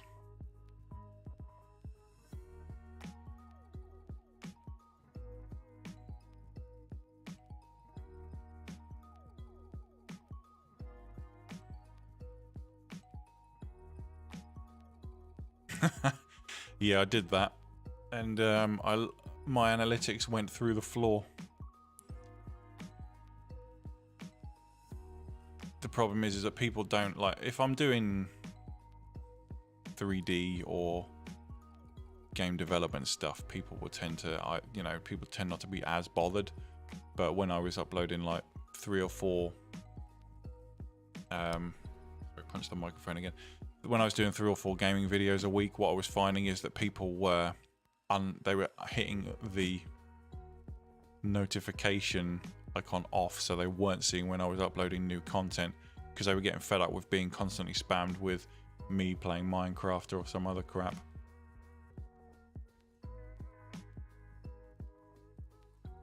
So yeah, playing Minecraft and Roblox and stuff is not on the not for this channel anyway. I'll do it on my gaming channel. I do want to spend more time working on the gaming channel because I do enjoy playing. But I don't want to abandon this channel because I enjoy doing this stuff as well. I enjoy chatting to all of you guys as well. Yeah, I don't use social media. That's, I think, part of my problem, is because I don't use Facebook or anything. I have a Twitter account, but that's mainly just used for like setting up auto notifications for when I'm live streaming and stuff.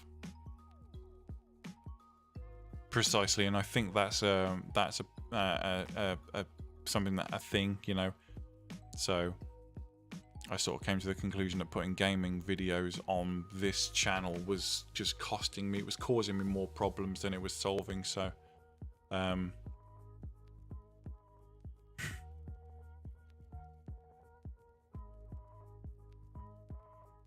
don't know. I could do playing visual novels, but they'd have to be family-friendly visual novels, just because I can't do adult content on YouTube.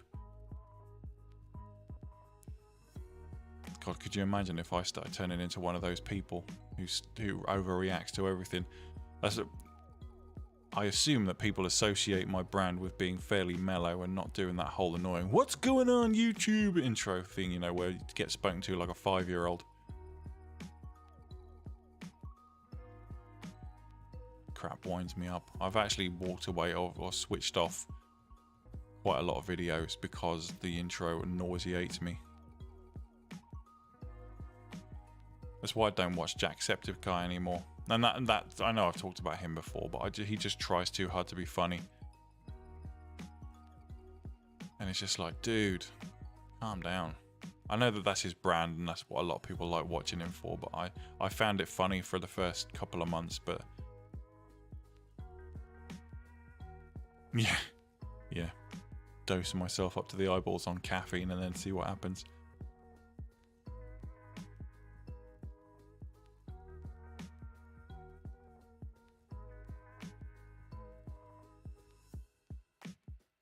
One of my family members watched one of my gaming videos and they found it highly amusing because they know me well enough to know like my personality. And they found it highly amusing that I was playing a game. I can't remember what game it was I was playing, but because there was just like no emotional reaction whatsoever every time I was dying a lot, and every time I died I was just like, oh right, okay, here we go again. I think it was Doom Eternal I was playing and they found it highly amusing because there was just like zero reaction on my face.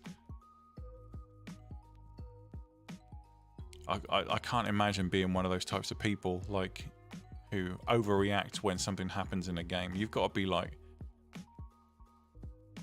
so conscious of the fact that you're on TV or that you're live streaming and deliberately trying to be entertaining. Maybe I should start doing it.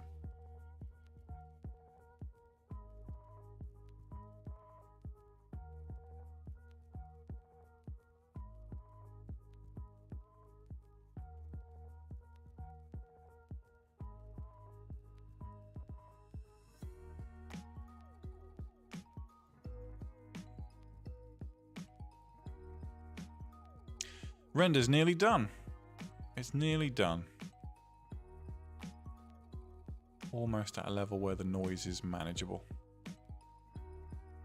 So for those of you who thought, you know, I had some kind of supercomputer sat here, some kind of NASA fucking space probe thing going on, it's taken me probably the best part of an hour to get this rendered to a stage where it's usable, or at least ready for the next stage of production.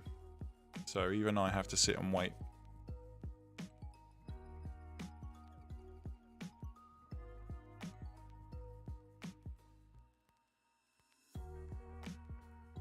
This character's name is Laura.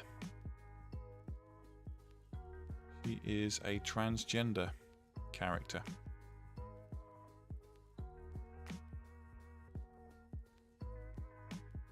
How many iterations is this on now? That's a good question. Let's find out. 3,294.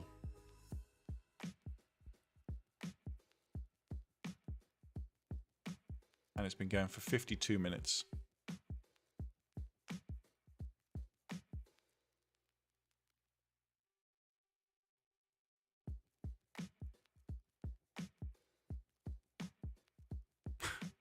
I wouldn't go that far. I was accused when I first released this game back like 3 years ago. I got absolutely lambasted on one of the pirate forums for being a social justice warrior just because I dared to put a transgender character in my game.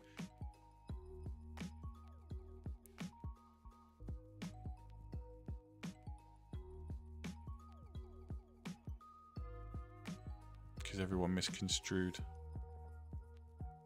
what I was doing. To be fair, I did go off on a bit of a, like, one of the parts of the game that I changed was purely just because I was overthinking it when I was writing it. There's a bit of the game where the main character is talking to this character about being trans, and like I was so focused on being accurate that I didn't realize that I was coming off as being a bit preachy.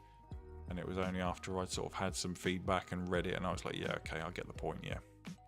Not trying to be preachy, not trying to wave the flag or anything like that. I'm just trying to, yeah. There's probably loads out there by now. I certainly wasn't the first, but oh,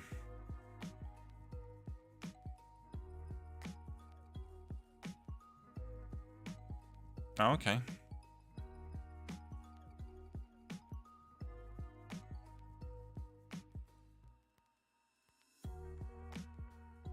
I just find I'm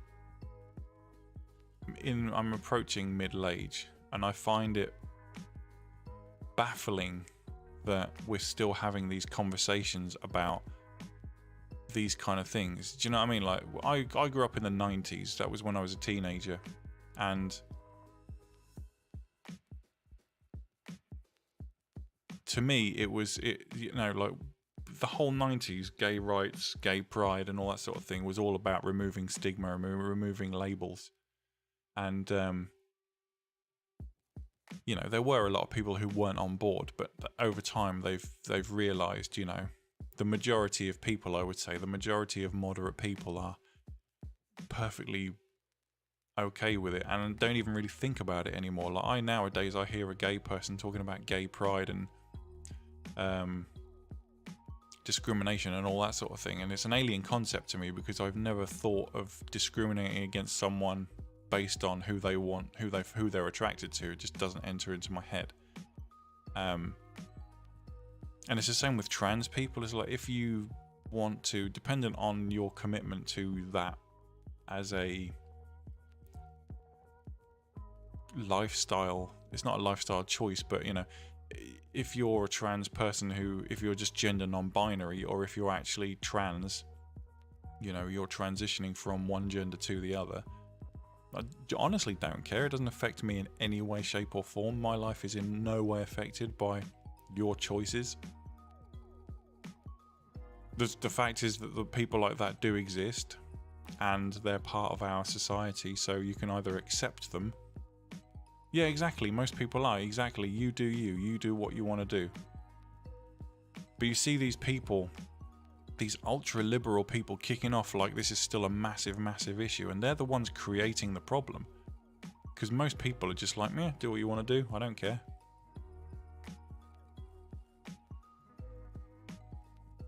In this is the scene where so I'm redoing the renders for the game, and this is the scene where the main character meets her for the first time. And it's a bit of a bumpy introduction, shall we say. She's a prostitute.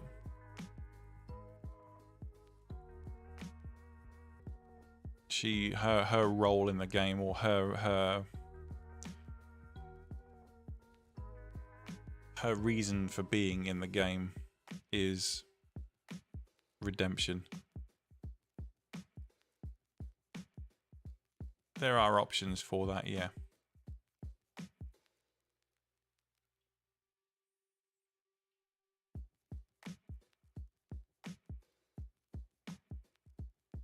Yeah. Social media in general. Problem is, the thing I noticed back in sort of the early noughties, when social media started becoming a thing, the mid to late noughties really, wasn't it, is that suddenly everybody had a platform, and everybody suddenly thought that their opinion was more important than everybody else's. And if you dared to disagree with their opinion, then you're automatically either racist or sexist or bigoted in some other way. You know, the notion that you can have differing opinions on something and not be a bad human being has become an alien concept. Which kind of frustrates me a little bit, because I disagree with a lot of people. I'm pretty left wing, I'm pretty liberal. I'm a bit of an enigma in that response, in that I'm capitalist, but I'm a capitalist with liberal views. But I hear some of the ultra liberal people talking now, and I just think, what the hell are you on about? Yeah, exactly. You know, who's on your friends list? Because that was when social media was being used for what it was meant for, trying to shag women. And then people started uploading pictures of their cats and the coffee that they were drinking and what they ate for dinner. Like, if and when I have children, I will never upload a picture of my child onto social media, ever. All of these people who tweet pictures or on Instagram their entire child's lives, aside from the massive danger that they're putting that child in, of like identity theft or worse. Could you imagine growing up knowing that your entire life had been recorded photographically on something that the entire world can see? No wonder people are growing up all messed up.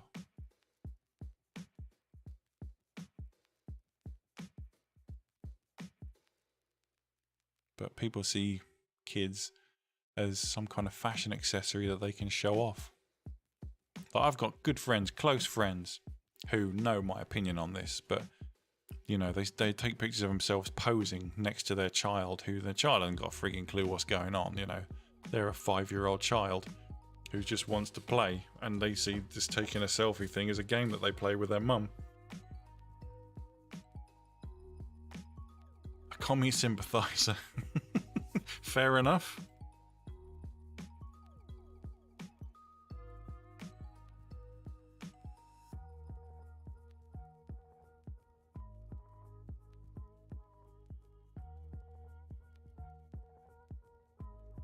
Yeah.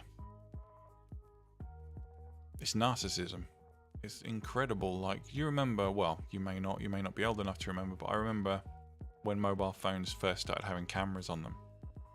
And see, before them, if you went on a holiday and you wanted a picture of yourself in that, you had to ask a stranger, do you mind taking a photograph of us in front of this landmark or whatever? And more often than not, they'd say, yeah, fine, whatever. They take a picture and then they give the camera back to you. And then the whole idea of taking selfies was kind of like, if you saw someone doing it, you were like, what a weirdo. And then obviously in purposes like that, if you were on vacation and you just wanted a picture of yourself or with your girlfriend or your kids or something in front of a landmark, then taking a selfie became kind of like, okay. and selfie sticks became a thing. But the notion of narcissistic women and men just taking selfies for the sake of taking pictures of themselves in front of a landmark or something like that, just like, what? And much like wearing face masks has now become normalized. It's almost normalized now. You see someone going like in front of, and it's like you don't even think about it anymore. But you realize how weird that is.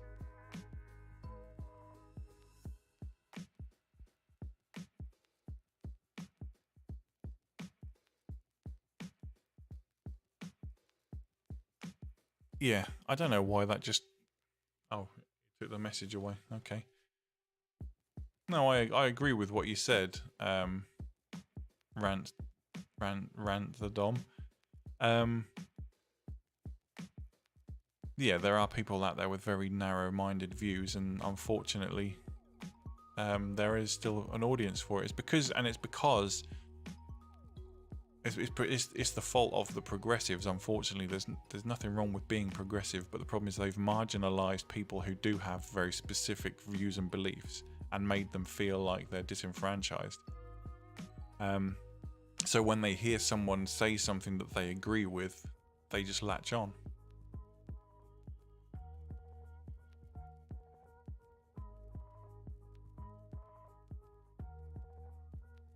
Yeah, exactly.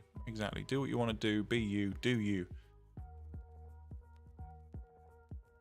So yeah, having a transgender character in my game is not some kind of attempt on my part to be an SJW or anything like that. It's just to me, it's a normal thing. It's something that they exist in real life. So, you know, why not have one in the game? Why not give the player the option of interacting with someone that they maybe don't get to meet in everyday life? Or, let's be honest, like with some of the transgender people that I've met in my life, you wouldn't know that they were transgender unless they actually told you they were. But then that's when the less progressive people use words like trap.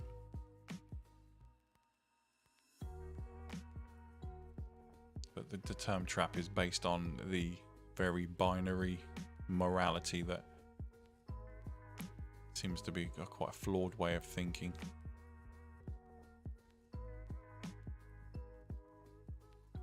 Based on the notion that you must be a man or a woman and you must have a relationship with a man or a woman. And to be attracted to someone who is not the opposite gender of you immediately makes you an immoral person.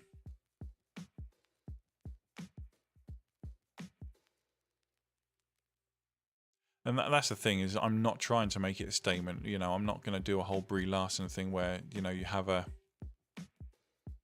female protagonist, the main protagonist, you know, like when she did Captain America, and she was an absolutely lovely person up until that point, and then suddenly she started going off on one about feminism and all this sort of thing, and it's just like, whoa, you know, having a female lead in a film is not a big deal. It's been happening, it's been a thing for decades, you know.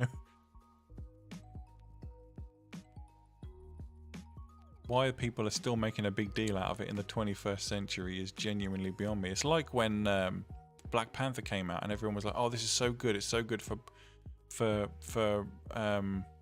black people having a strong black lead." And I was like, "Sorry, has anyone seen any of Samuel L. Jackson's films?"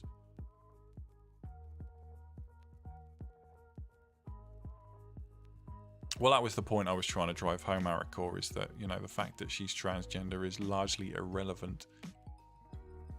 The only time that becomes actually relevant is when the main character has to decide whether or not his physical attraction to her is based on who she is as a person, or if it's just her exterior. There we go. That's pretty much bang on an hour, that render. Let's have a look. It doesn't tell me now. Silly boy. But yeah, there's about an hour to finish this render.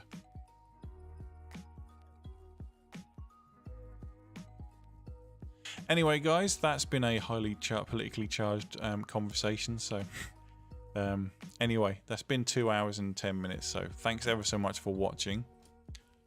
Hope you all found that entertaining. and enjoyed watching a render slow burn in the background.